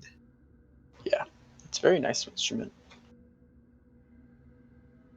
Okay, I'm I for have just here- pulling the stones out whenever we get the chance. I mean, maybe just. Yeah, I guess we could just find it somewhere, but I figured it might be, I don't know, historical since it's in such a old city. I mean, this book and Ruby belonged to some ancient adventurer. Maybe this instrument did too. So you're saying they belong in a museum? I don't know about that, but maybe someone who'd appreciate it rather than just getting it torn to pieces. Like, it might not mean anything to us, but maybe the owner of this instrument meant something to, some bards. It could be worth money, yeah. Though I don't know any. Oh, I guess I didn't necessarily mean money, but I meant more emotionally valuable. That too, I suppose. I can't believe that, I agree with Ace here so much, and everybody else is, totally not on board. Well, giving it to someone for emotional fulfillment? Like That 2,000-year-old instrument in somebody's private from a locker. famous, from Like a a famous, Stradivarius Famous line. Right. Yeah. researcher, and the Yeah. first thing you want to do is rip the stones out of it and throw it away. No, I do agree. I think this is a thing that should be cherished. Gee, I'm sorry. I Right. think the phone. I'm sorry. I thought it might be useful to us to fight demons, but Yeah. I mean, if we have Just- enough money, we can probably just go buy stuff. we have I mean- so much money, And guys. I can't believe that Yeah. I'm saying this, but they're just still stone. all the good and money it'll do if we can't get the still stones. Where will we buy still stones? We are wanted in so many places. Are we? Yes. We've Oh, got ju- disguises, foolproof disguises. I know Valsty shook that one guy down, and he can't go back to that one place. But Where are we No. wanted at? Wait, what was that We one have city where it was bounties, from? my friend. Wait, the one. Yeah. Are we wanted in Flick City? Yeah. That's one city. Somebody give We me own Salt Bowl. Give me a remembering check. Ace can do it at advantage if you want. I remember everything. What's a remembering check? Oh, Just then intelligence? yeah, intelligence. Yeah, you guys both remember Ace did a big cloud thing when you guys left that city. So unless there's like a reason for that to have not worked, you're sure you're okay. I forget what I said even. It's been so long. It's okay. It has been a very long time. We don't even know if it's helpful. Do you guys have any last plans before you settle in for a short rest here tonight? I did a thing with Moat that maybe set the Foundation's office spell. I'm gonna post it here. Oh, right. Is it the one you sent me over on Telegram? Yeah. Sick. Here, Moat. Perhaps we work on this together and see what Feck thinks. Excellent. I'll have to take a look. I'll see if I can balance it out. Yeah. I'll let you know This is heavily scooching. Oh, I wasn't actually figured, expecting like- any of this. Thank you, above and beyond. I know there's no way I'm going to be able to do this with a 4th level spell slot. I know it's only 4th level, so like I figured the most it can do is like unseen servant shit, but it follows you and can't be destroyed. Yeah, it is worth mentioning, and this has happened before with another spell that you invented. Mm-hmm. This seems like a spell that might work in a normal setting, but until the Crosswinds are dealt with, it might not. Yeah, work. yeah. So that is a possibility, and if that ends up being the thing, Oh no, here's the thing. Here's the thing. It can work, but we need to borrow Gale's like heart thing, which specifically protects things from the Crosswinds. That's clever. Yeah, that could possibly help. Sick. I will definitely take a look, and let me make a note right now, actually, so I don't forget. Because it produces a field that protects things from harmful shit.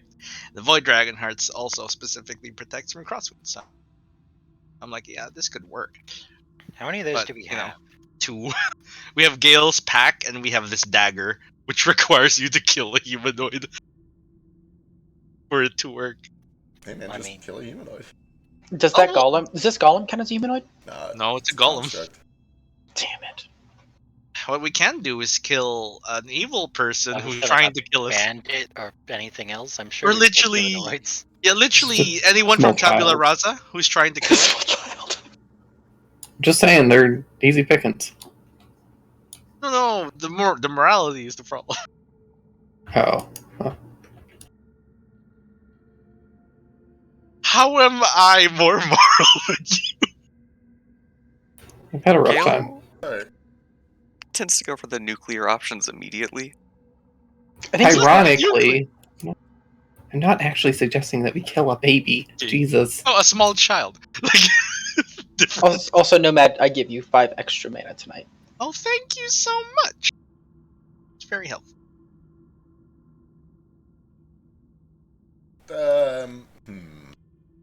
Give me perception checks from the first 2 people to do it. Me. Not me.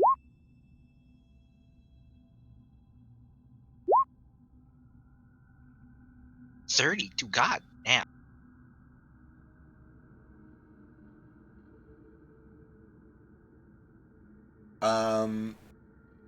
Gale and Ace would both notice at certain points through the night. First of all, heavy footsteps from above you that kind of shake the ground, and you get the sense that there is something large that is walking around. And what is unnerving about it is it doesn't just pass by once, it seems to like linger and circle for a while. It seems pretty obvious to you that something very large is kind of circling this building and trying to make sense of it and possibly trying to scrutinize it or look around. There are a couple of loud thumps that shake the world around you, possibly kicks or footsteps or stomps or something. But everything holds, nothing breaks, nothing comes through. Ace, you can tell the second time that all this happens that there are also small chittering noises like little creatures being released. And they seem to get a lot closer. You can hear them directly above you, scampering around on what is probably the warehouse floor. But then you hear shrieks and shrills like they're running into a field that hurts them. And then they retreat away. They pull back so as not to be hurt. And it all eventually goes away, but you can tell that, like, when night fell, the Titan definitely came back and checked this area out. And the repulsion field seemed to work. It kept them at bay. But it seems to realize that it's got you cornered like a cat and a mouse. But apart from that, the rest goes smoothly, and you guys wake up with a short rest. And they're still outside? I'm preparing breakfast. They seem to go away after a while. It's probably been 3 or 4 hours since the last time that you heard any noises. Yeah, what's the check I need to activate a scroll again? It depends on the level of the scroll. You know, like the magic, it should be automatic. Oh, okay, yeah, then it's automatic. Yeah, you only have to check if it's higher than you can normally cast. Oh, I thought you said activate a squirrel. Activate a scroll! A scroll, my friend. Squirrel. Moose and squirrel. I play a squirrel. Squirtle. And now you're activated. Sacrifice the squirrel. Right, I activate Hey, Stoke. the hero's feast. Fucking Stoke. Have you played any more of that game? I'll shut up. No. Alright, breakfast is served. The hero's breakfast. Oh my god, I want breakfast. It sounds so good. Just giant fluffy pancakes and waffles so dense they hurt your arm to lift. Jesus. Eggs forever, bacon forever. Where's my Imagine he- avocado Garbage toast? forever. I imagine he asks, like Nordo, what everyone's favorite food is. Yeah. I want baked beans and rashes and some scrambled eggs and waffles and bourbon maple syrup, blueberry pancake, and some of that French toast. And let me get some of those creepy things. You know, the real thin guys that are wrapped up in all the fruit and cream and stuff. Sometimes it's like chocolate. Can Yeah, is it one roll or do we all roll? Each of you can roll it individually. It's Sweet. more fun that way. can I have some dragon wings and waffles? Dragon. Sure. Let's make them spicy. Oh, Shu wants some suet with peanut butter and berries in it, Everyone looks at and a live titmouse. That's what. another D10 is. It's 2D10. Can Shu roll this too? I think so, yeah. Yeah, it should be within. Yeah, up to No. 12 creatures. Yeah, Toke. Oh, that's really good, actually. What do we call a Belgian waffle? There's no Belgium. It also doesn't say no constructs, so Toto can have Yeah. some fancy oil for breakfast or something if he wants. But Gale does I pretend. say, I hate to be that guy. Does Gale not eat? Yeah. Moat knows to look for it and could make a perception check if he wanted to. I feel like for everybody else it would be just like a passive insight thing. Maybe passive perception. My passive can I sell insight's you, 25, my passive perception's 30. He's just I no. saw you on Nordo is very attuned to whether people are eating a good breakfast. That feels reasonable. I'll take it. You can make an active perception The check. motherly check. Yeah. And I Moat guess this doesn't would know this be cures poison. against Gale if you want to make either a stealth or a performance check. Either one's fine.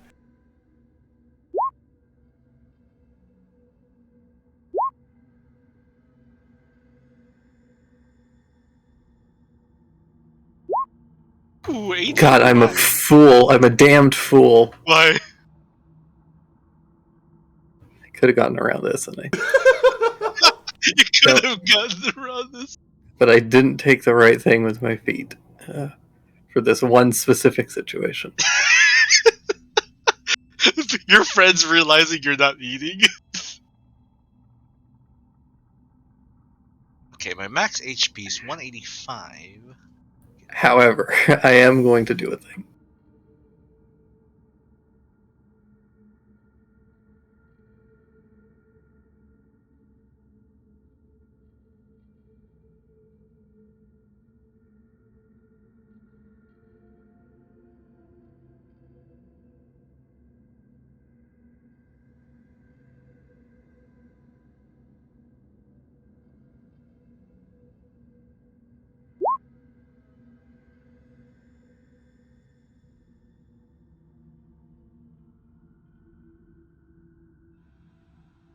Sorry, I need to check a thing. You're good. Take your time.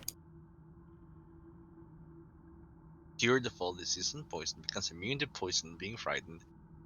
System saving throws with advantage. Okay, I'll try to remember this. I'm gonna do my stretches over breakfast too and give myself to the old alacrity. Oh yeah. Alacrity.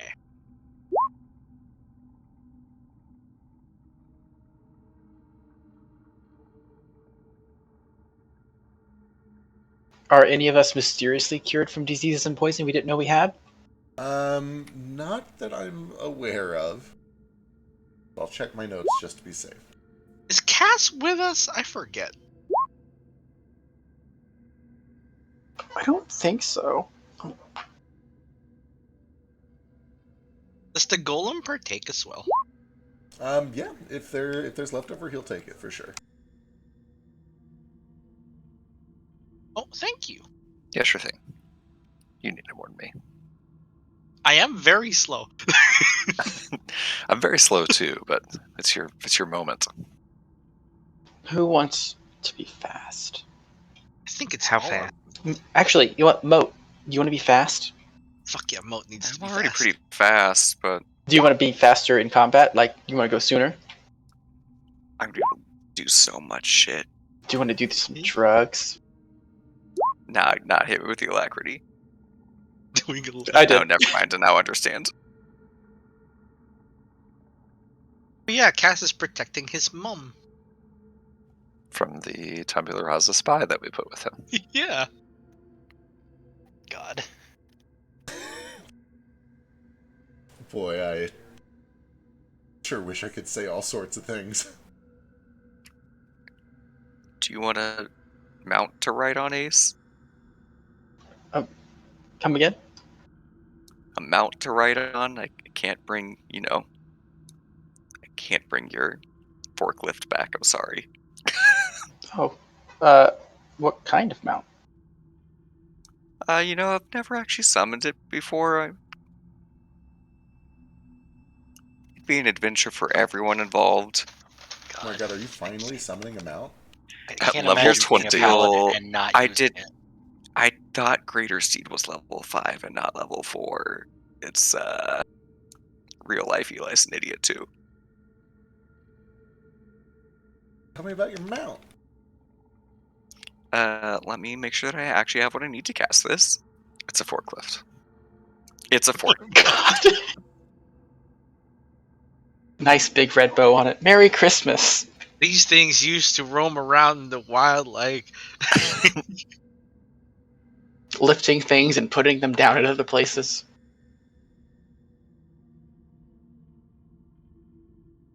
Oh, hey, Fact, did you ever find out if my weapon is +2 now by virtue of the mask being upgraded to +2? Yes. That should be... Oh, sorry. Wait, hang on. Let me go read it. Wait. I say the mask is +2, but I have it installed on an already magical weapon. Right. I don't know if it makes that magic weapon +2. Right. Oh, I didn't. Boop. Bumping up my stuff by +1. ooh. That's important.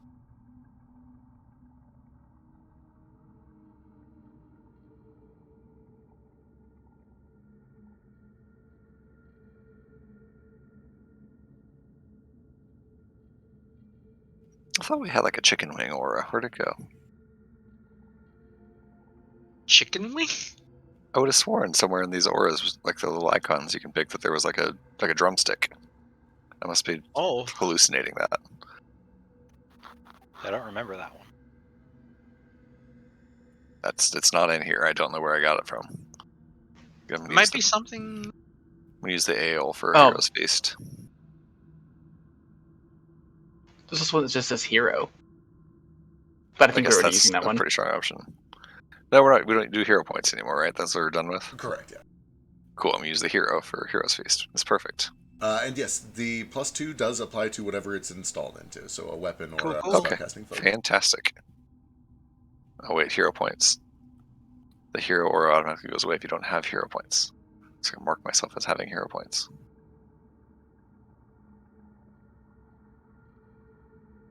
Except I don't have those anymore. Ale it is. Also, like, yeah.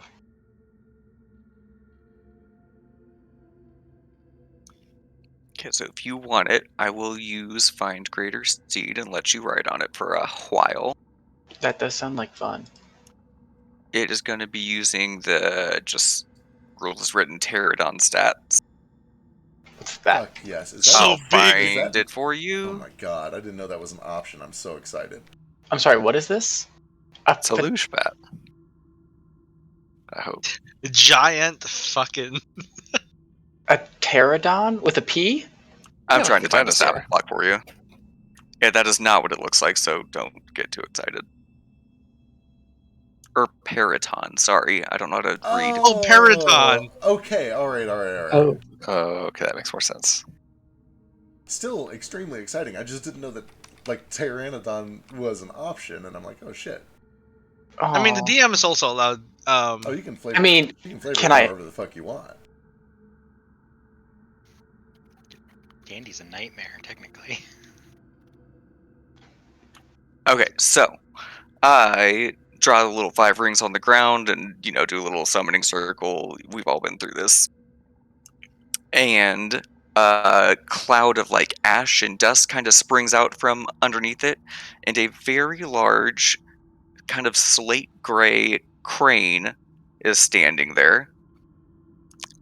It's got just a little bit of like extra long plumage going down the back of its neck that, when standing still and unbothered, looks like basalt stone essentially.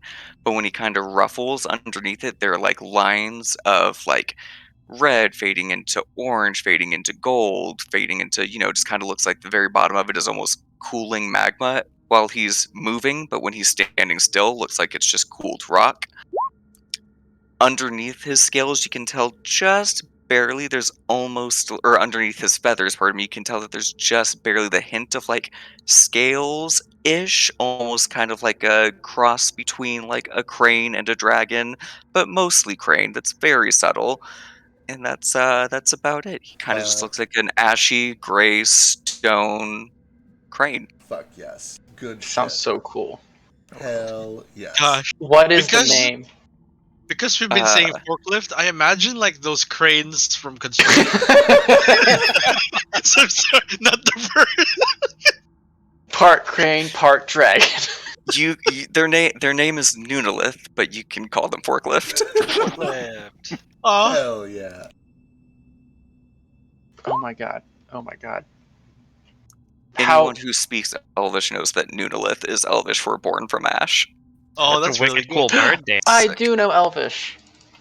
What's Elvish for forklift? Also Nunalith, it's crazy. Yeah, it's one of those weird. It's like hushy. It's a homophone. It's a homophone. And I'll try to find the stat block for you. All right. How do I mount it? Just get on it. Does it? Does it have like a saddle? Well, that is not in the spell, so Bareback, man. He's got a That bareback. shit, yeah. Bird back. Thankfully, you weigh next you're to nothing. pretty. so it's I'm gonna like- say you're pretty small. I'll have to get real stuff for it when we get back to a city, but yeah, it's not the end of the world. Okay. I'm gonna go ahead and climb on it. I know that we're indoors, but I'm gonna go ahead and just can it waddle around with me on it? Absolutely. Oh my god, this is the best day of my life. Ace is having a good time. It's a great time. I assume that it is like surprisingly warm to the touch. Heated seats. Absolutely. Its footsteps, I have to assume, have kind of like a stone on stone sound to them. ooh, I forgot to mention this. Sorry. Super weird, like angel thingies, because it is a celestial. Instead of like traditional crane feet, it has 5 golden rings at the bottom of its legs Oh, that hell are yes. like made out of stone, so its footprints are golden rings. That is cool Aw. shit. Can it walk quietly? It's got 5 legs. Just 2 legs, but with golden rings at the bottom instead of normal feet. It's 8 legs, right? Legs, right? Yeah. Isn't it? Yes. I don't know Tanya. things. I forgot. No, it's a meme. It's a meme, don't worry. Maybe more. Oh, okay. Maybe more. 7 Imagine. vaginas at least. Imagine. Imagine. Alright. You get your short rest. You wake up the next day. You summon this mount, and the day is yours. If you would like to bring Dupe with you, he's welcome, or he's willing to join. He says it's been 2,000 years, but he used to know how to use a dagger and be kind of sneaky. Does he want? Yeah. We haven't So- had a DM NPC in a while. I know. But if he dies, we won't know what to do. Do you know how to heal? Got any healing spell? No, just don't take damage in the first place. Come on. So if you had to like segregate yourself into a class, A class. what is your fighting style? My fighting style. Oh, I'm sneaky. Gotcha. I mean, I prefer not to fight if I can. Honestly, my fighting style is like using my brain. Maybe Avoidant, understand. maybe it'd be best if you just stay here, keep out of danger. If they get you, this whole plan goes to pits. Sure. No, that makes a lot of sense. Maybe just do me a favor, and if you happen to see a big old sarcophagus with Elizabeth Eldon's on it, maybe crack it open, maybe don't. I probably crack it open.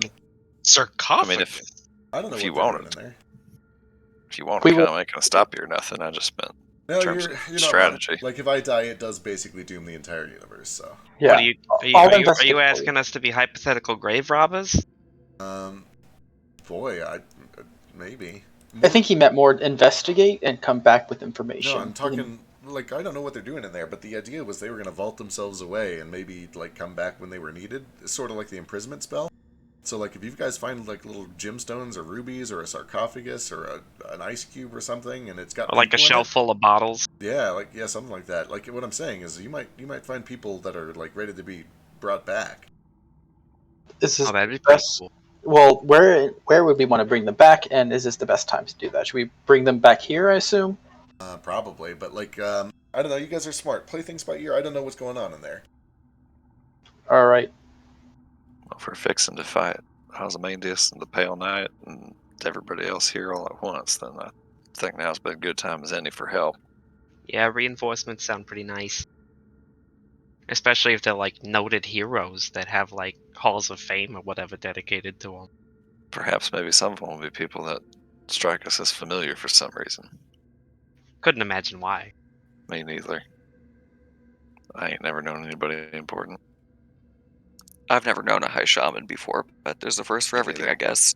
You never know when you just might meet the High Shaman of Iska. All right. The only one. The only one. At least the highest one. So as you guys head over, are you throwing up another pass of that trace, or are you just gonna? Yeah, I'm gonna throw up another one. All right. Let me get stealth That's checks good. from everybody. Lord. But I'm so bad at this. Here goes. As we're walking out of this place, I will just say to Gale, you weren't hungry this morning, little dragon? Didn't really agree with me for some reason. His stomach probably growls like. It's just that stuff. That was magic food. That it's not just for sustenance. I don't know that word. Yeah, Just to keep your belly full. it's just that I don't have the best track record with magic food. That's true. Nora suddenly looks a little apprehensive. Like, how could he have trusted this magic food so easily? That's a good point. It just felt a little weird. You're probably I know right. it's supposed to help, but just in case, I didn't want to go through another spell with it. No, you got a good head on your shoulders. I'm sure you'll be the better off for it, and we all are. How does it feel to openly lie to your friends on level 20? Atrocious. He played Hey. Trace. He's used to it. Insight rolls to go roll in. By the way, Gale, you mind if I ask you something? Sure.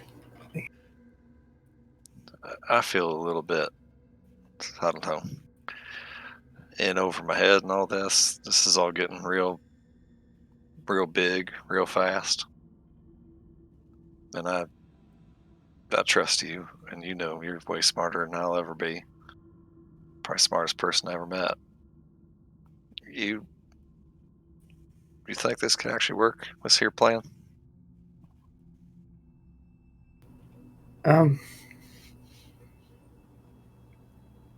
I hope so. I think we gotta deal with Ozymandias before we'll know for sure. But I think this is a good start. That's good enough for me. I feel like this whole thing's talking circles around me, but you got a way of making things make sense.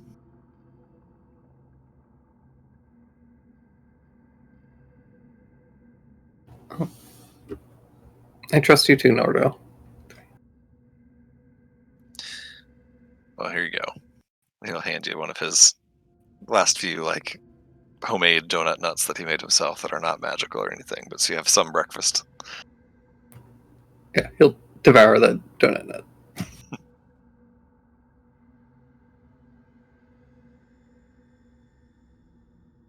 And then he's going to feel sick in about 20 minutes because the only thing he's eaten is a sugary donut for breakfast. That's right. Here, smoke some tobacco on top of it. That'll make your belly settle. All right.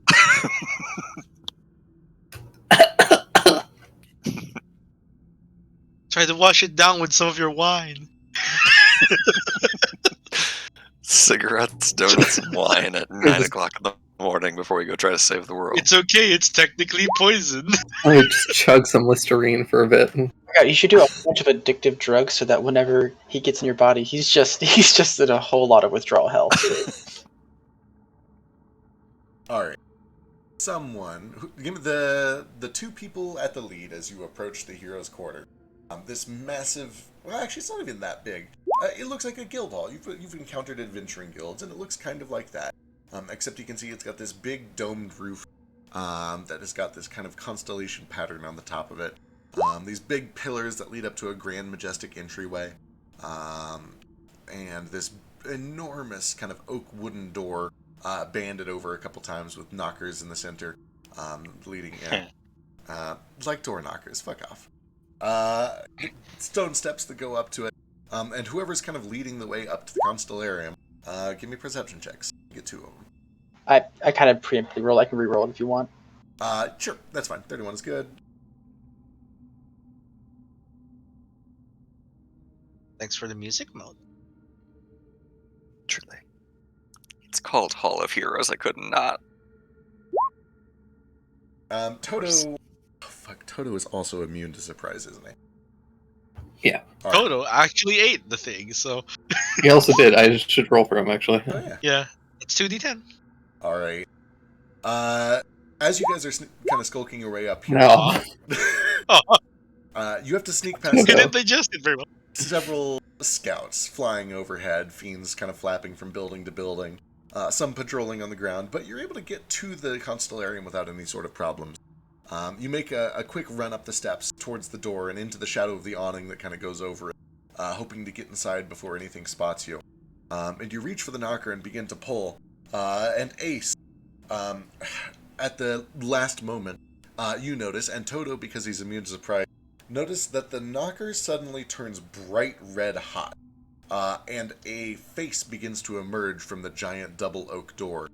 This horned face with a gnarled, twisted nose, teeth that kind of curl out at a weird angle, as a demon's head emerges from the center of the door and looks down. And then you watch as a pair of hands emerges from the two sides, both around you, and you hear this laughter as the door attacks. Watch out, guys! I think that might be magic. Question: as we're running up to the door, do I see this with true sight? That's a great question. Let me check. Hang on. It's not an illusion. Okay, so hang on. Let me double check. If it's not in its true form, I see its true form. Yeah, let me go read real quick. If it's like a meld with stone, then you wouldn't. Right. If it was meld with stone, I think you would see it as a magical. No, actually, you wouldn't. Vasu is detect magic. Let me go read how this thing works real quick. Just a second.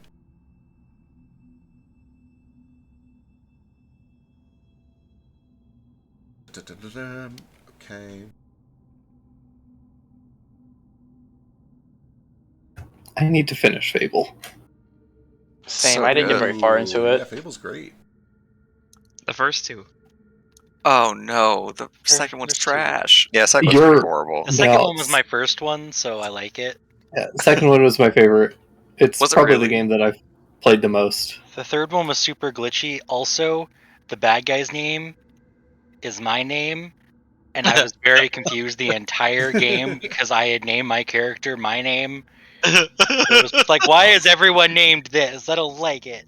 I loved the first Fable and then didn't care for the second two at all. I I mean, really- obviously to each their own, but I remember the third one being or feeling mediocre to me, at least personally, but the first two still hold a place in my heart. All right. It probably gets worse as it goes. Third was super glitchy, and my husband glitched out to where I couldn't ever talk to him. He just stood there, and I eventually just had to kill him because I was sick of him ignoring me and everybody. And you missed the fade to black sex scenes where he said, "Oh, you're naughty." Yep. Naughty. So yeah, That's how they talk. as you guys approach, you see no signs of magic, no signs of a spell, and nothing unusual with true sight. You spot it without being surprised, Ace, with your very keen eyes, and Toto with your constant awareness. As very suddenly, as soon as you reach for the door to push it open, a face and a pair of hands emerges from this thing, almost kind of like a mimic is the closest thing you can think of.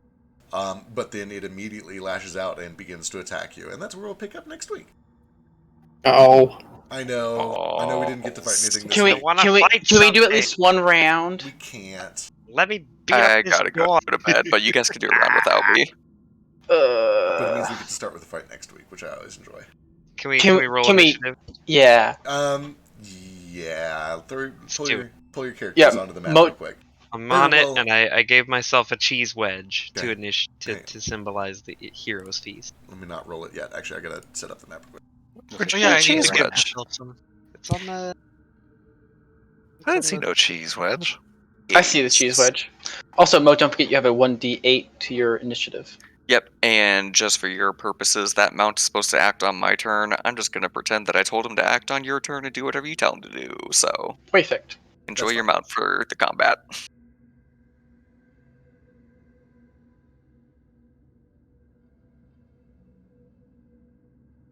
Yeah, I need to give myself Hero's Feast and that special. There is a cheese wedge in there. Ain't that just grand?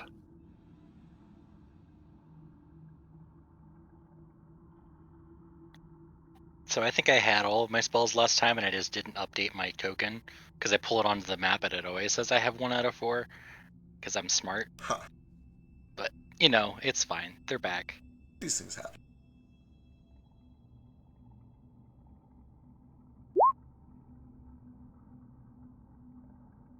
Elder D8 for no Class is the best man. spell I have anyway. Oh, nice. Let me add the D8 to my initiative.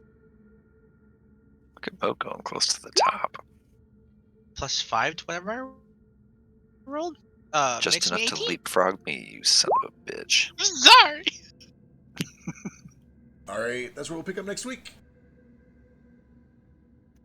All right, y'all. I'll see most of you on Monday.